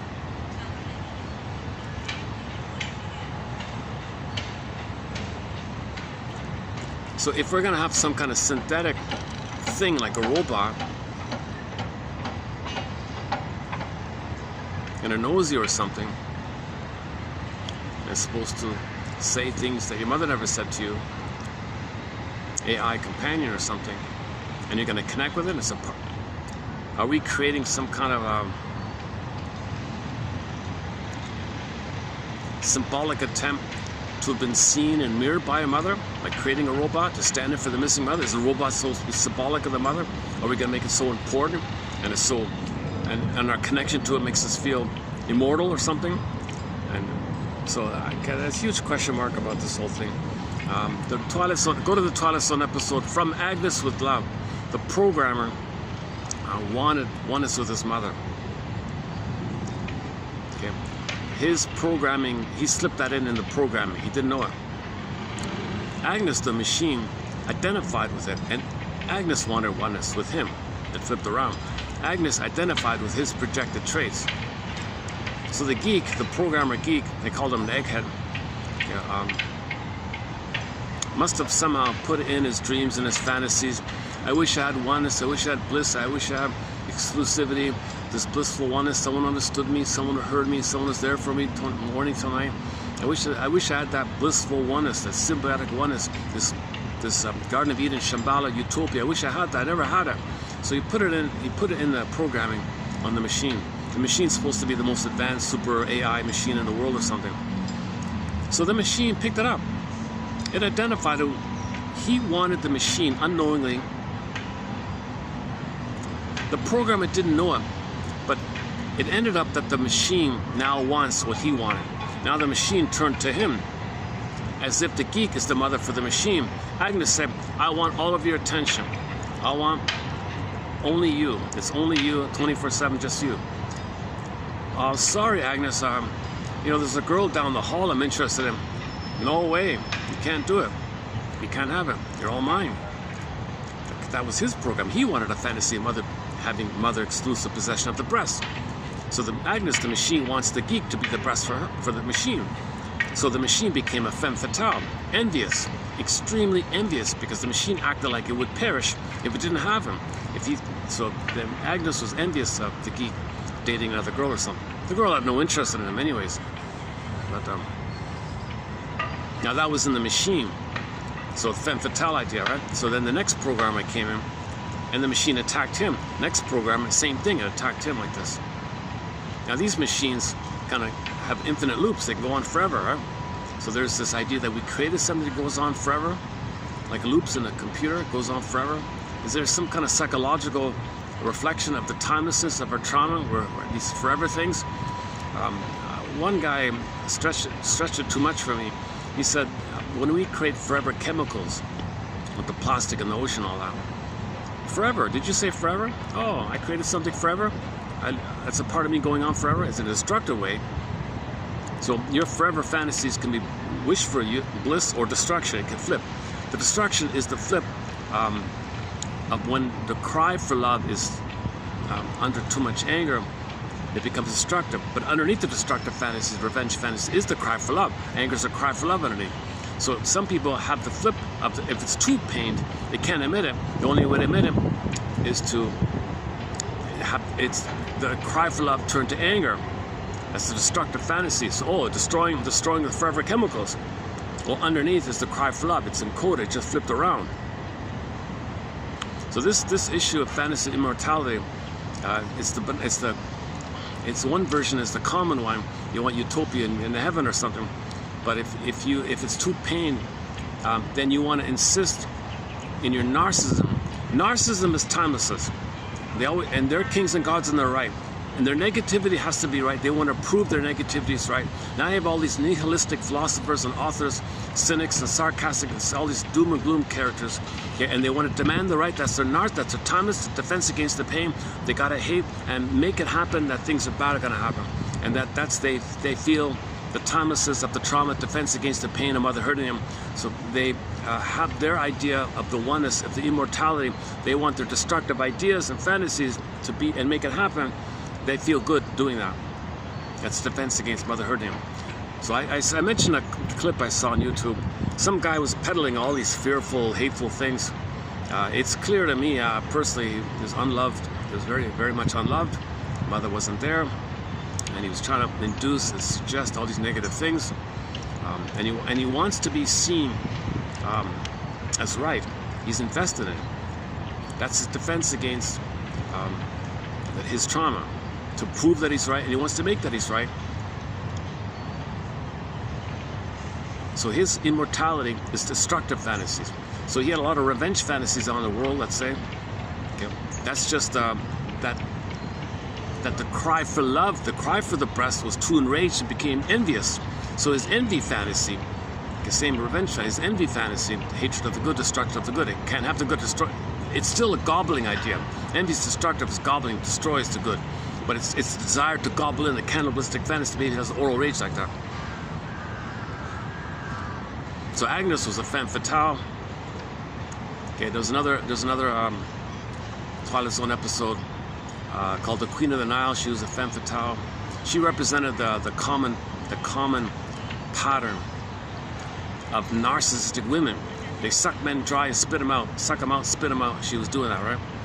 Her slogan was, in the sitcom Baby I'm Back, the woman said, my philosophy with men is find them, suck them dry, spit them out, and do it again. She had 5 husbands, she said. She did that. So the Queen of the Nile film was a symbol. She represented a symbol of this thing. So she'd find a guy, suck him dry, be fed off it, he's a goner, and did it again and again. And it goes on, it's been going on for thousands of years. And the other and there's a third femme fatale story. Oh my God. There's a third femme fatale story I discussed recently.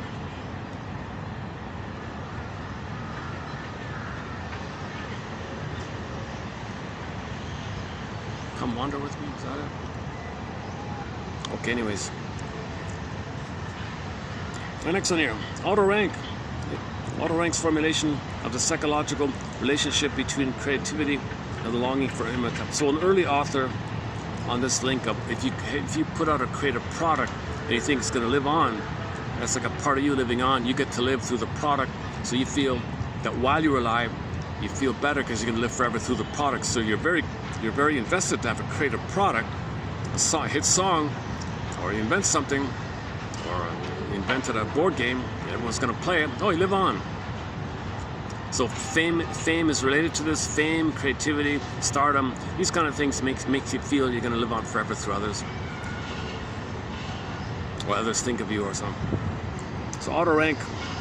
So let's follow up on that one. Bertram Lewis's comparison of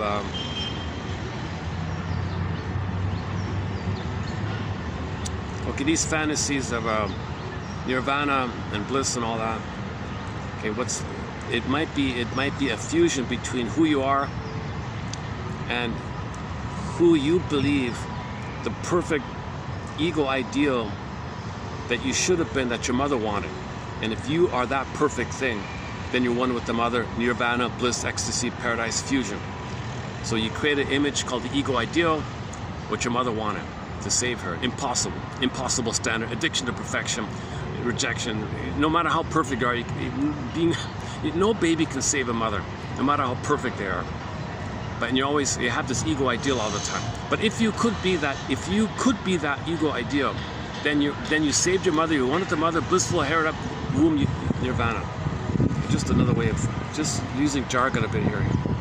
All religions promise or imply corporeal survival or reincarnation after death, an expression in some form of the individual assumption that his body, ego, will persist unchanged, except that it will no longer be subject to destruction. A recreation of the infantile narcissistic state. Okay, again, timelessness, immortality, it's a narcissistic state. So baby's one with the breast, narcissistic bliss, right?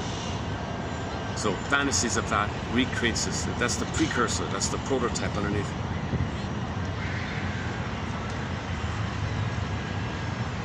Oh, another one about AI here. I forgot about this one. So someone asks a question. This ABBA group, the group ABBA, now they're using, now they're holding concerts with AI characters of them. Is that their fantasy live forever through AI? Now forever, there can always be, you press a button, you get AI holographic images of them singing, and you hear the music. It's the people behind it, they feel good before they die, knowing that's there. Hey, we live on forever through these hologramic images on the stage. Just a question mark. Now, when they're gone, it's not going to make a difference to them, right? When they're 6 feet under, they're not going to feel anything. It's only about when they're alive.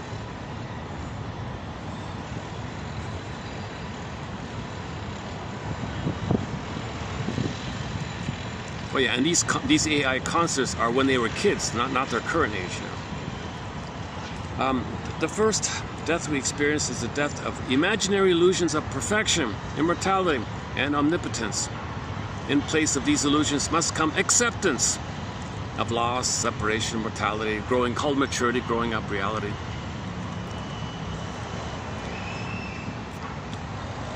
Okay, I haven't seen this movie, but he makes a reference to the narcissistic, selfish, greedy character in it. Okay, this movie, The Wolf of Wall Street, okay, this movie deals with the craving for power and immortality. Men like Belfort crave to be godlike figures, placing themselves above the law and its restrictions. Identifying with people such as Belfort gives the illusion of omnipotence and immortality, which corresponds to a primary narcissistic fantasy, the traces of which exist in all of us. So everybody has some traces of narcissistic memories to one degree or another. But if it's very pronounced, maybe you don't care, you admire this guy. I only saw the clip. Oh, give me a break. It's garbage, I turned it off. Just some really shallow, arrogant, boring him. I want to own everything. I don't care about you. Give me typical boring stuff. Entitlement, rage, greed. This huge entitlement. It's the baby at the breast. The baby is entitled to receive. The world's breast siphoned dry. Don't care. Baby doesn't care. Baby's immortal. God, time-like, immortal, infinite, timeless need. Timeless pain, timeless need, insatiable. Okay, planet, breast, siphon. Don't care. I'm entitled. I'm a king and a god. Give me. I don't care. But no laws. Don't interrupt my entitlement. Or something, that kind of thing. It's that stuff, right? So psychologically, it's still a traumatized baby fighting with the nipple. Maybe a nanny came in with the plastic bottle and the rubber nipple, doing it wrong, handling it wrong, schedules and erratic, and a battle like that. You know, so he's just frozen in the feeding time, frozen during that nursing time. And the world is symbolic plastic bottle. Give me, here's the thing, I own it, do it right, mine, give me, I want the powder stuff. Doesn't satisfy, he's just stuck in this now it's addiction. Now he's addicted to the chemicals and the sugar and the powder stuff.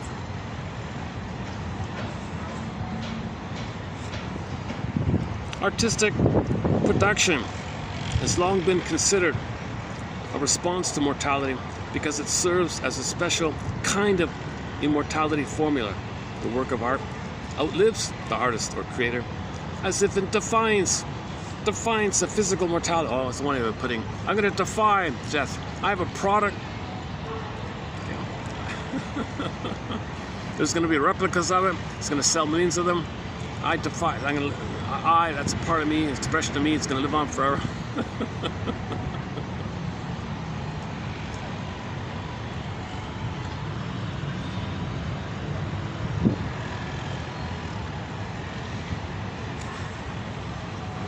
what's the next one here?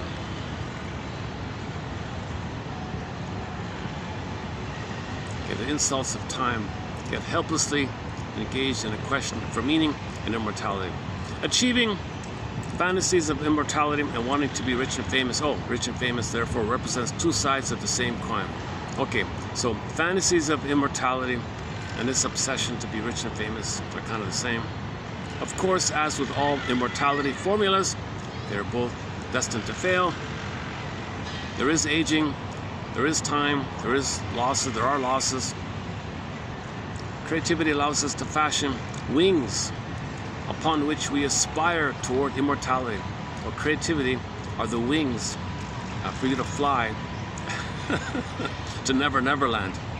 Will there be options?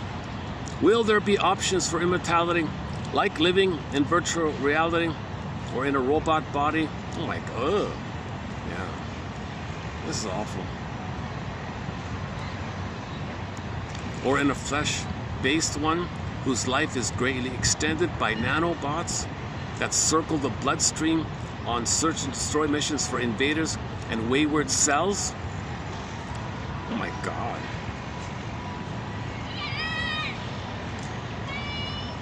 I think those nanobots would attack the person. It would attack the person. If the nanobots are attacking the cells, which are the negativity and the anger attacking themselves, and you're attacking the attacking, then the attacking is going to attack the person. That's not going to work.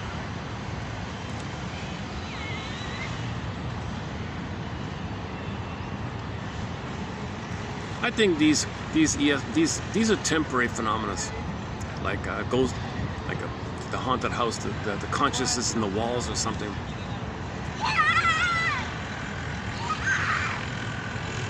So play the Happy Days, season 11, episode 14. The spirit is willing. And the fawns bought an old car, but it turned out that car belonged to a pretty girl back at that time who died, and her consciousness was fused one with the car. She was one with the car, so her consciousness was kind of like in the car. He bought the car, it was one with the car, so that means her consciousness went into him. He had her consciousness in mind. Poof, psychotic break. He saw her on the outside. He was seeing this woman from 50 years prior on the outside. He was obsessed with her. The spirit is willing. Interesting episode. Oh, Twilight Zone does a lot of these kind of things. The 30 Fathom Grave was one, and the one about something called the Seventh Calvary, the Fathoms.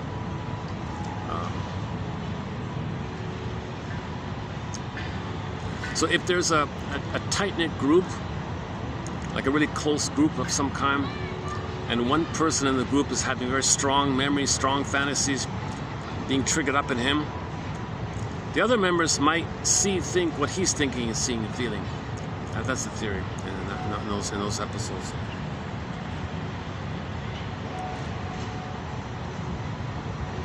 Just as a physical illness may control my... Oh, that's why. I gotta close my bag here. Hold on a second.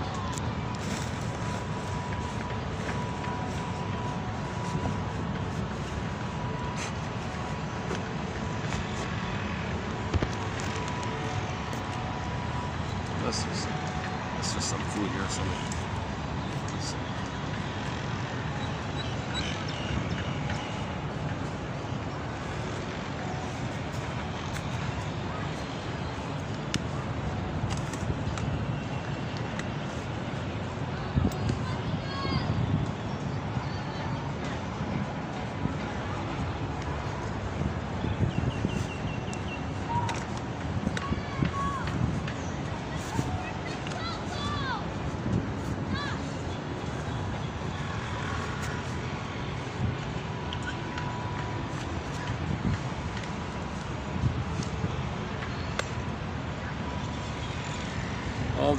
They just fertilize. Oh, I see. The landscaping just finished. All this. Yeah, it's nice. They did a nice job. I might have to deal with some flies here because they just put all this new gardening here. Okay, how are we doing here? One sec. So I'm reading from 31:18.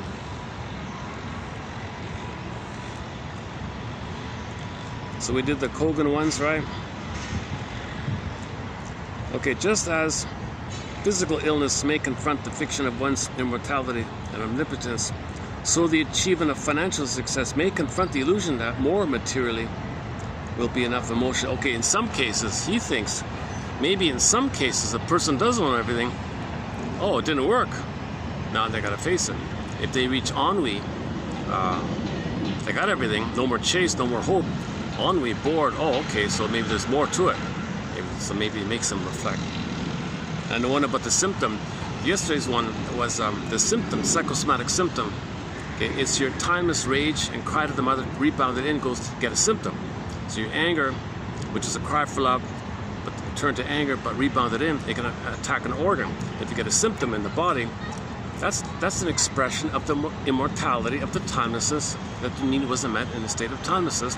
So it's immortal. So the symptoms represent immortality. Psychologically speaking, it comes from the timelessness of the unmet need, where the baby was crying for love, turned to rage, rebounded him, getting a symptom. The symptom is the cry, the scream and the cry, timeless scream and cry, immortality. Immortality is forever, eternal, forever cry, because that brain doesn't know time. The monitor lizard, part of the brain, the salamander, part of the brain, iguana, take your pick, those creatures, they don't know time. And the cry it's a frozen scream, like a silent scream, but it's continuous, but it's frozen, it's always there.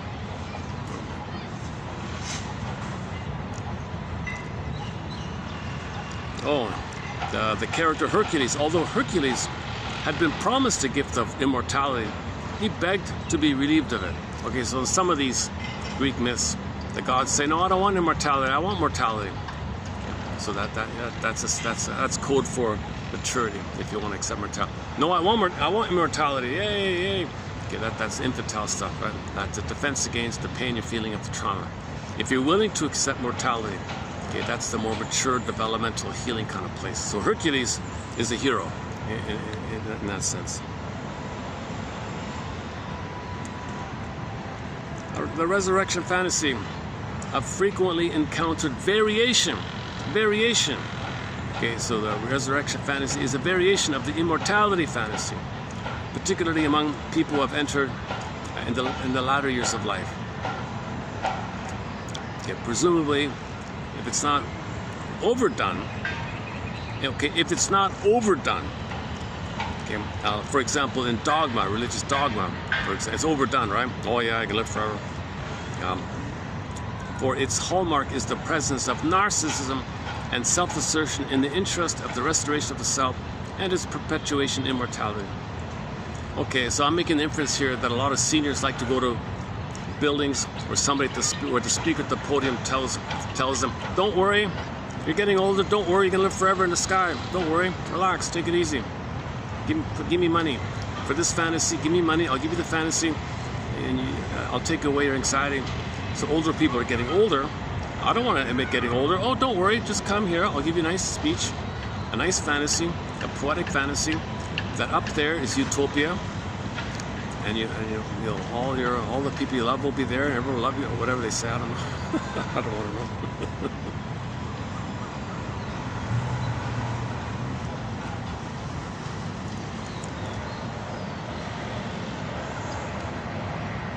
know. Okay.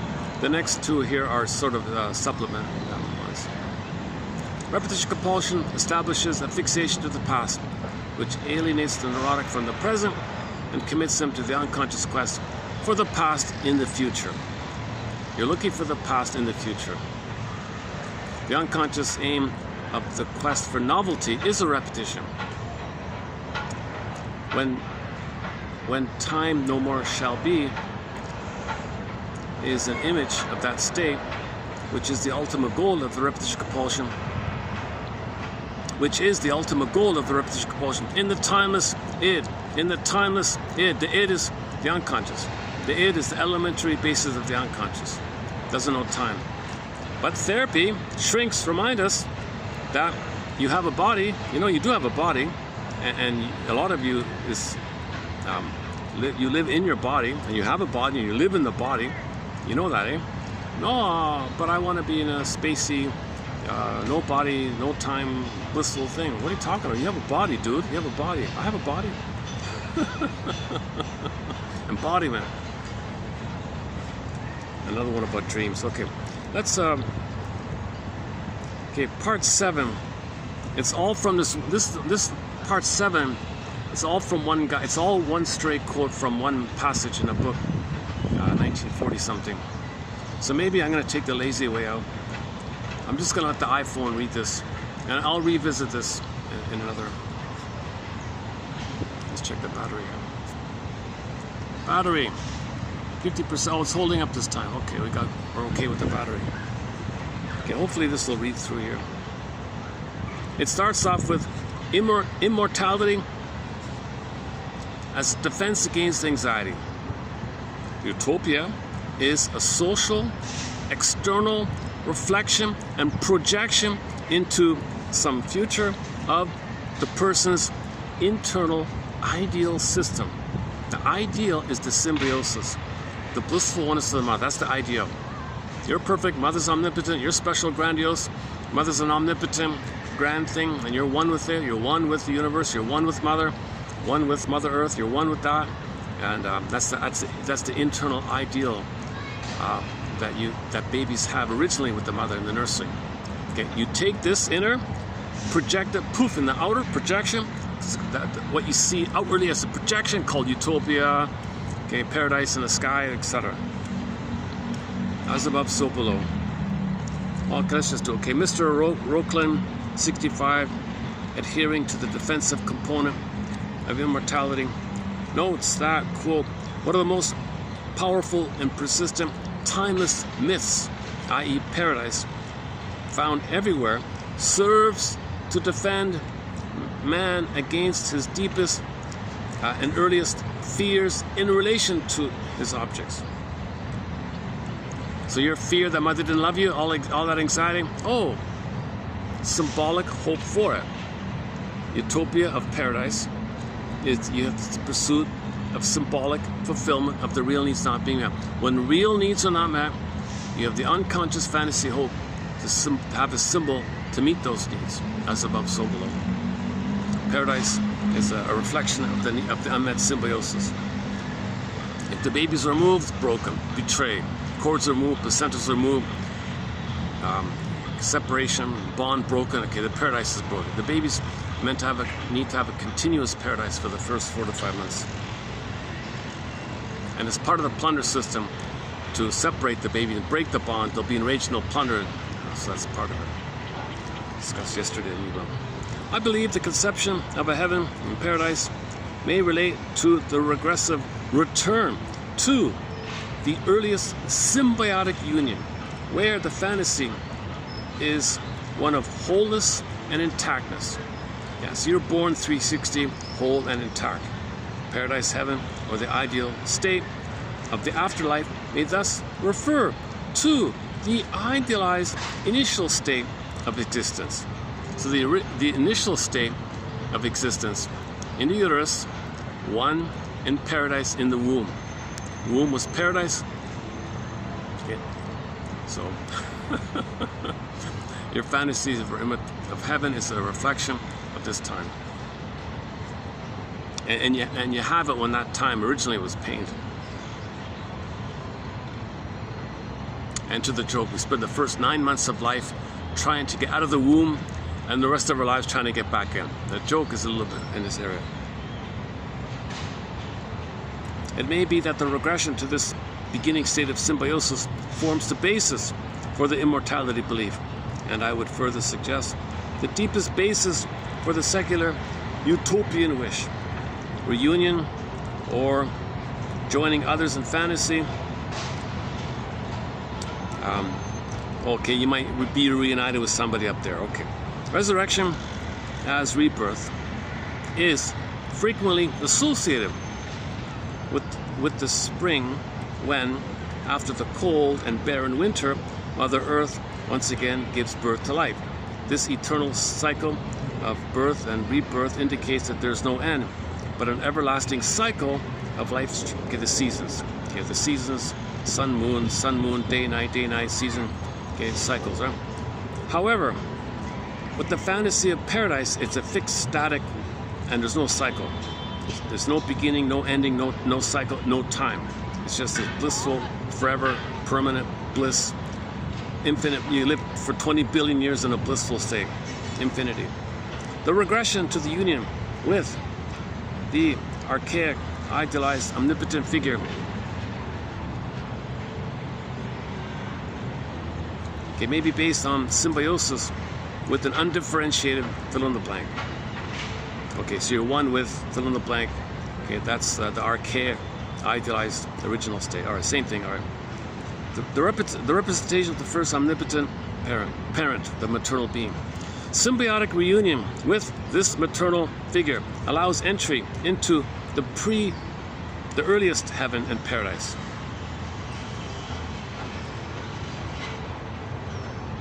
And there's all harmony in there.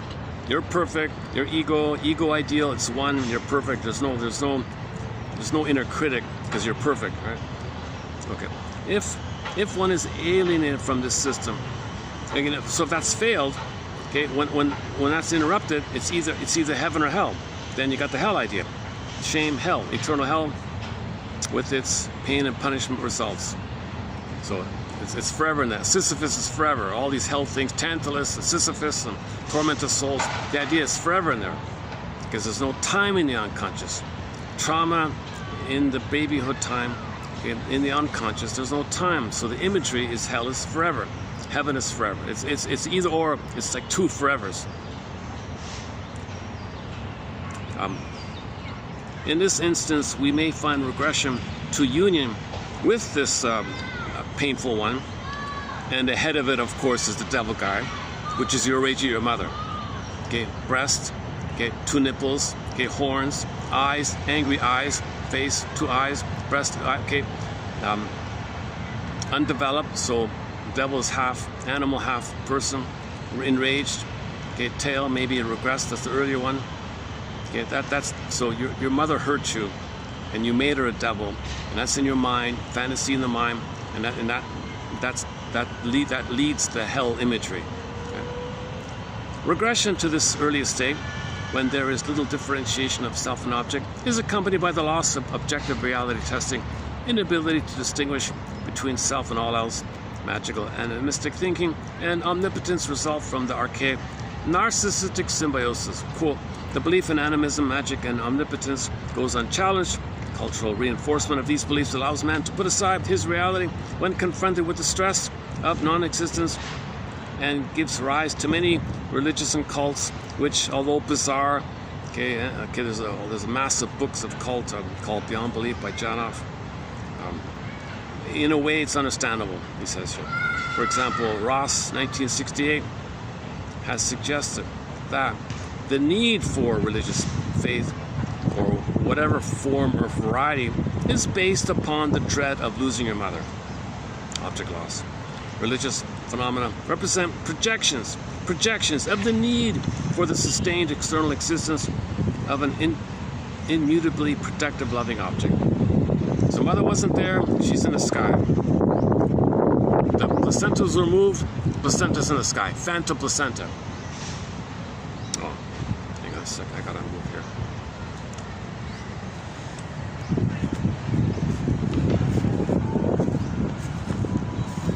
I can't go here either. Okay, give me, oh, let's do it here.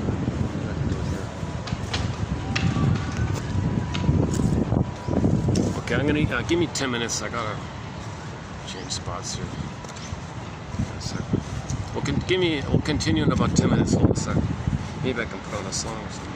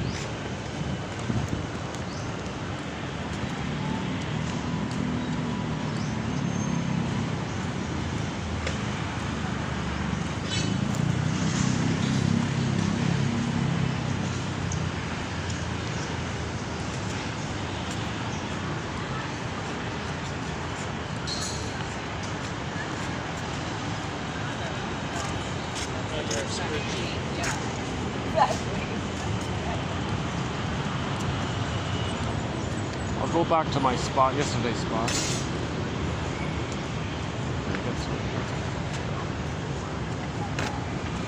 Oh no, I have to go this way, right?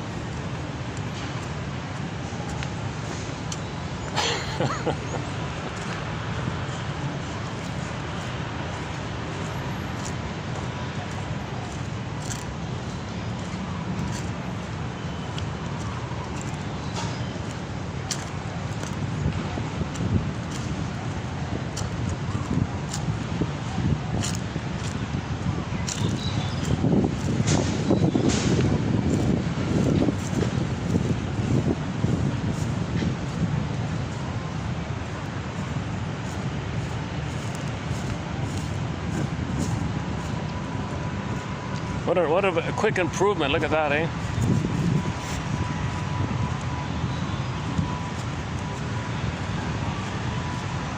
See, look at the healing forces of nature. This section was kind of a little mucky a little bit, and like within a couple of weeks, it's already kind of restoring itself.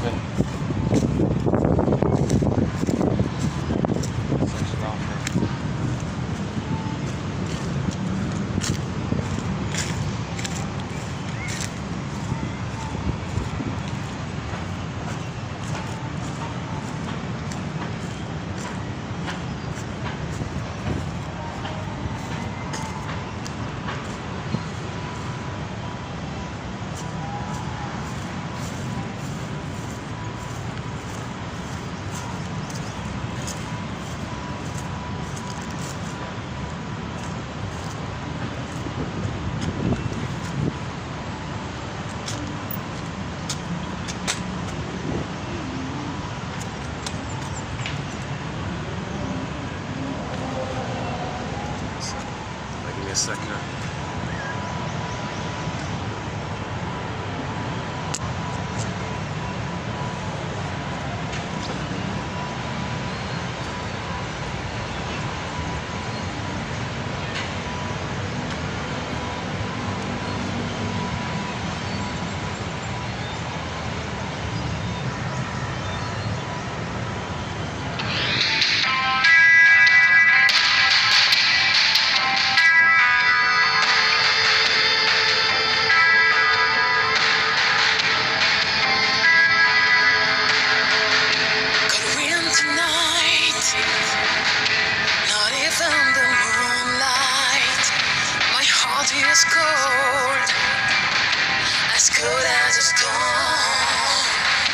Inside this empty house, no one to talk to, not even a ghost. There is no one around. The walls around me, you're gone for good this time, but I still can hear your steps around. I try so hard to forget your presence.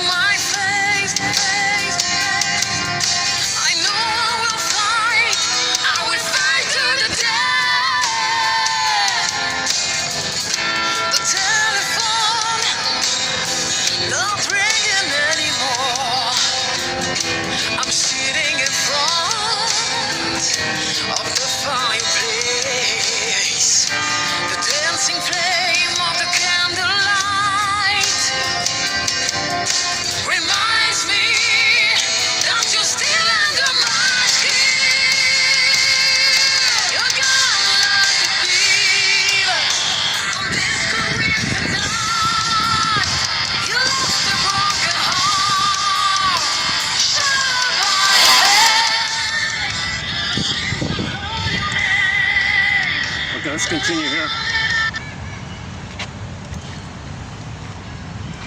Okay.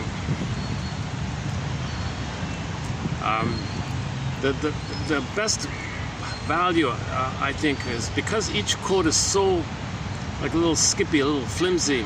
You need to, I think, well, for myself, I feel more substance when I read the 10 pages. Then I might feel little bits of substance. Each quote, no real one quote gives you the whole thing. So that's why we're posting 10 pages of quotes here. So let's go back to page 7 here. So this is from, okay, where are we here?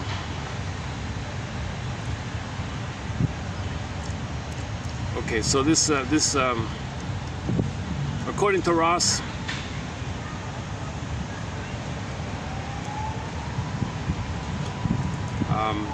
according to Ross, every type of religious faith reflects a need to retain an object, or rather, we should say, an object representation.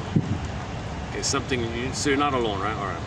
Furthermore, he asserts that quote, the terrible need for immortality and the numerous religious rituals surrounding this reflect this overwhelming anxiety over object loss. In this fashion, a regression to a state of narcissistic fusion or symbiotic union with the powerful figure overcomes our anxiety and mortality. The issue is one of having an internalized object representation. See, if your mother loves you, you have in your mind what's called the soothing object, the internalized good object, the holding interject, the soothing interject. So you're okay. You don't need to compensate with an imaginary good mother in the sky because you had a loving mother. If you had a loving mother, okay, you're in the present. You don't have anxiety about things. You're never alone because the mother loves you. That becomes your wiring, and now you love yourself like that. So you soothe yourself. Mother soothes you, mother sees you, mother mirrors you, mother accepts you. You do those things for yourself. So you have yourself now. That's missing. Okay, mother resents staying at home. I want to go to work or whatever. Okay, then you might have some other compensation fantasy to fill in.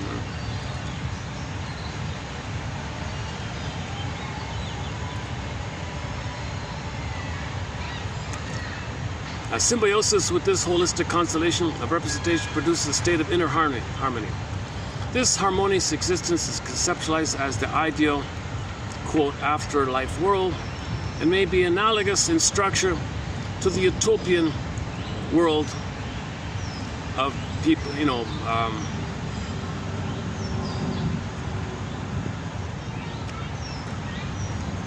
okay, it's going to be two ways. If somebody's plundering a place, they may say you're going to be rewarded.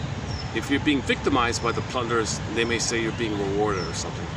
Let's not get into it. One thing I don't like about shrinks is whenever they talk about like historical things, and they don't talk about the plunder system, they're missing it. It's meaningless. It's meaningless. It ends up as propaganda, actually, because what you're not saying speaks volumes, right?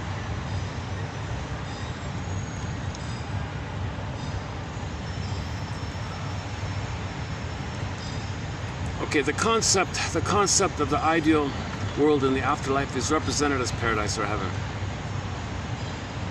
Okay, these three guys, 63, describing the concept of the ideal self, the ideal object, and the ideal relationship. The, quote, relationship I would like now to exist, unquote. Suggests that the establishment of an ideal self within the representational world of the child provides him with the potential source of well-being. I would extend the ideal concept to include the ideal world. Well, this is the ideal world, you're the ideal self, and the two ideals are one, bliss. Right? When this representational world is applied to the world of afterlife, it includes the ideal heaven, whatever, as well as the hell, the opposite one. Okay, immortality may thus be envisioned as the loving, blissful heaven, So immortality is either the loving, blissful heaven or the hostile, destructive hell, either or. The sense of immortality. Okay, back to this Lifton. He does these 5 things. He updated it a little bit. I read his earlier version. There's a slight update to it. Mr. Lifton has like the top 5 or something. Okay, here's my top 5, he says here, about the sense of immortality.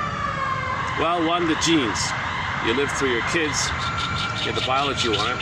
The biological or biosocial immortality expressed through the continuity of your family. Okay, so this is related to, you think you're going to survive through your kids, immortality through your kids. So the genes one. Okay, the art one. Creative immortality expressed through art making or other things you do in your work that has a lasting influence like that. Or just your fantasies live on. You create fantasies, you put in a book, and people buy those books, and you live and you spread the fantasies. You live on with the, so you create some nonsense, and people buy it, and it goes on like not nonsense, a defense mechanism. Sorry. Okay, sometimes there's a kind of like a benign one. You're in nature, and you're in a grand, powerful, natural scene, and you might feel one with the Grand Canyon or something for a little while. So you feel maybe this pleasurable feeling that you're one or together in a peaceful, serene, powerful presence in a powerful mountain or a river and all these things. So that's the nature one. And then the other one is using tricks, you know, like trance or like you go to the discotheque and you trance out or something, whatever. Okay, that's it. 3119. Yeah. I'll confess, I have mixed feelings about 3119, but I'm gonna keep it anyways.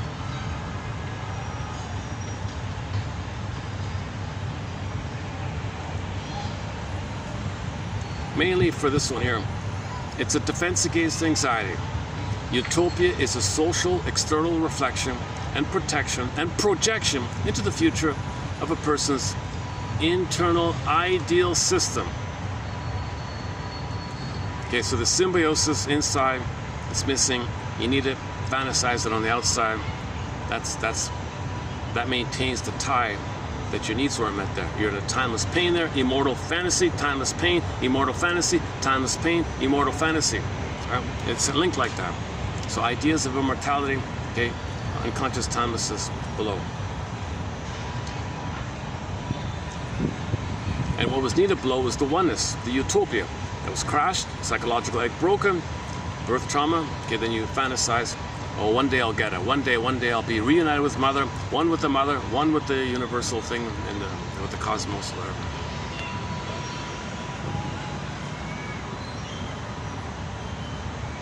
Well, a good follow-up to this topic is the music. Go to the short section.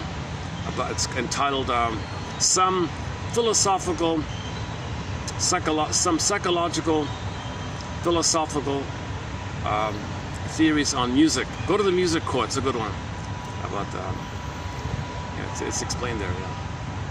Yeah. How are we doing? Should we just start to wrap it up here? Oh, the ones below. Hang on. Okay, so this concludes sort of a preview run of parts 6 and 7. Now the ones below, 3184. Let's see.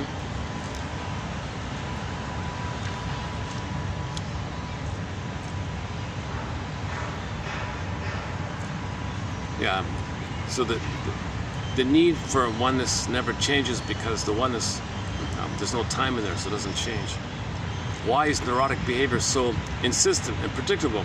Well, because those needs, it didn't change. You always had that need for oneness, so it's always timeless like that.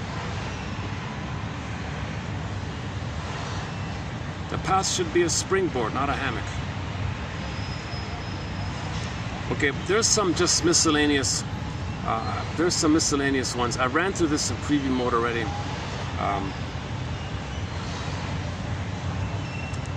They're kind of like more like in the self-help kind of genre area. So maybe I'll just leave it here for your reference.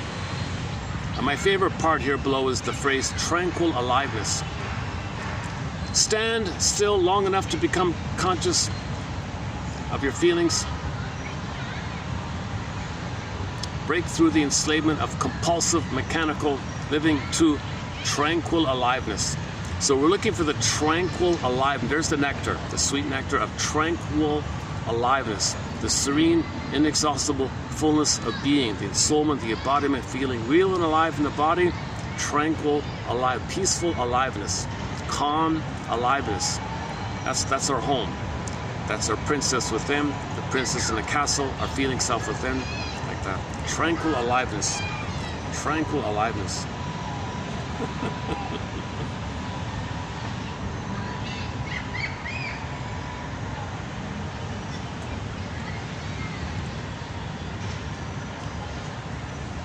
Okay, look at the last one here.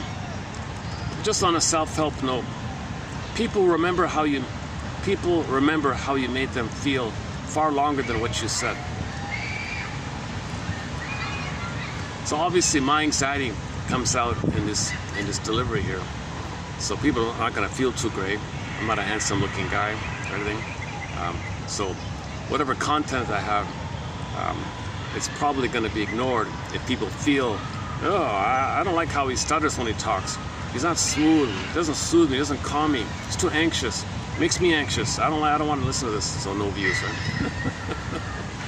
So this, that's true.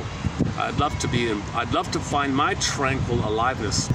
Then the viewer will feel more tranquil and alive. If I'm more tranquil and alive, the viewer will feel more tranquil and alive.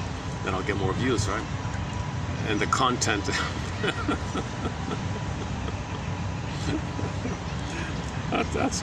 See, I'm just warming to see. I hope somebody who's tranquil and alive can present this, but no one's doing it. And the other second one here is, what's something you wish more people understood about you? So you can ask it to your friend, like it's an icebreaker in a conversation maybe, or for yourself. What's something you wish more people understood about you?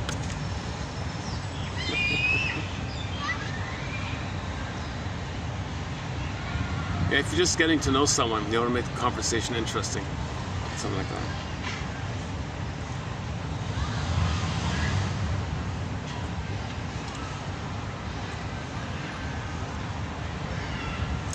Okay, there's one about relationships.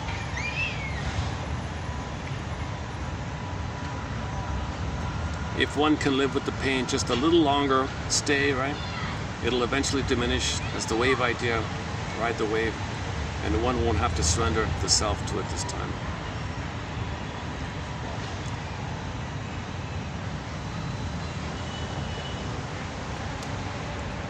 Okay, I'll admit,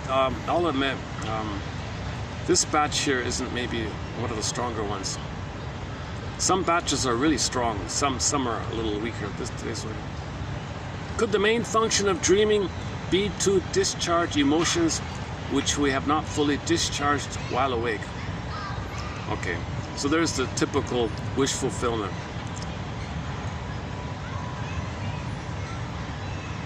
You want your homeostasis.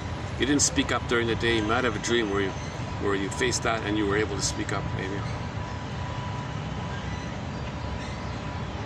If we use people only as reflections and projections of ourselves, we should expect to be very lonely.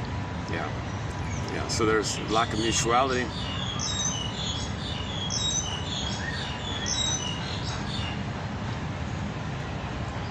A crush or an obsessive infatuation can occur at any age, but always comes from the child within us, who is usually more powerful than the adult.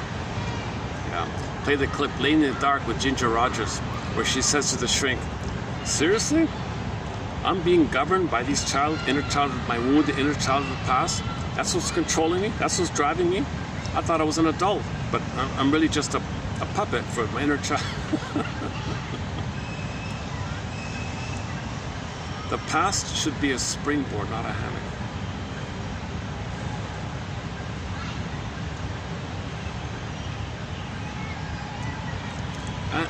Shrinks soon come to know that the best support consists of the correct and interpretation of what the patient, of what the client says and feels. This represents a bridge between two people in true communication. The discovery that anxiety does in fact have a rational source is an enormous relief and restores hope. Oh, what is psychotherapy all about? It's about getting over the fear of being human. The fear of being human. See, if you have fantasy of immortality, you're missing the more human side. So you want to move towards the quote-unquote more human side of being human, which includes time. I'm afraid of that. I want to fantasize. Every real friend has a therapeutic effect. If I love my inner child of the past and you love yours, we connect. Okay, yeah. Yeah, so if you have some self-recognition with him and your friend has some self-recognition with him, okay, there's an intimacy. He has an intimacy, I have an intimacy, and these two connect. Then you connect. If someone's in a bubble and the other one has a self-connection, they don't connect. The two people have to have self-connection to connect.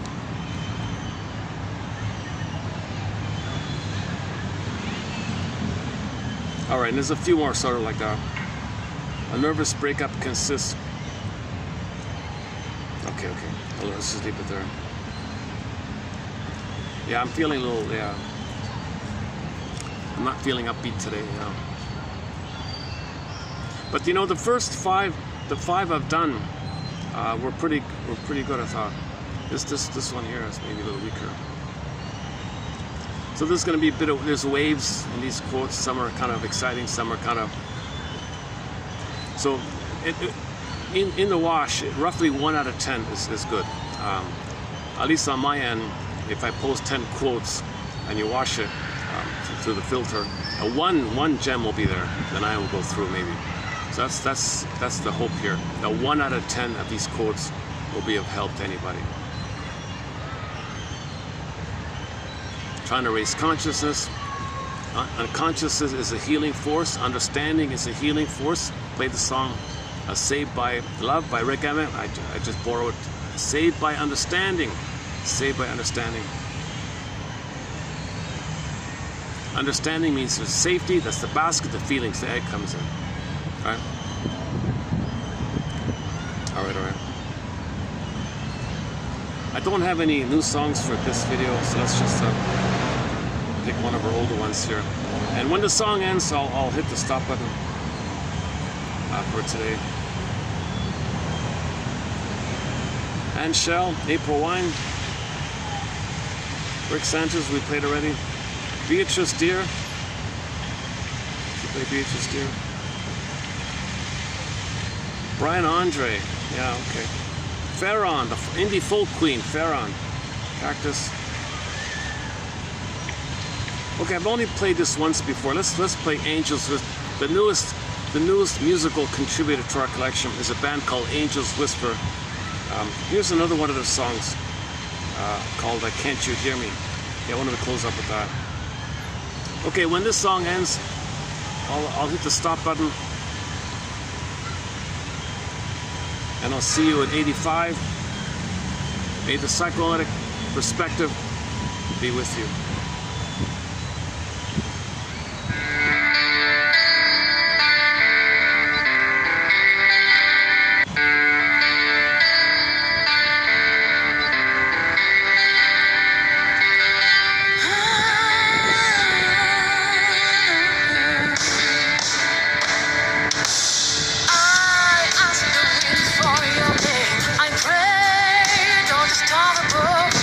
Staring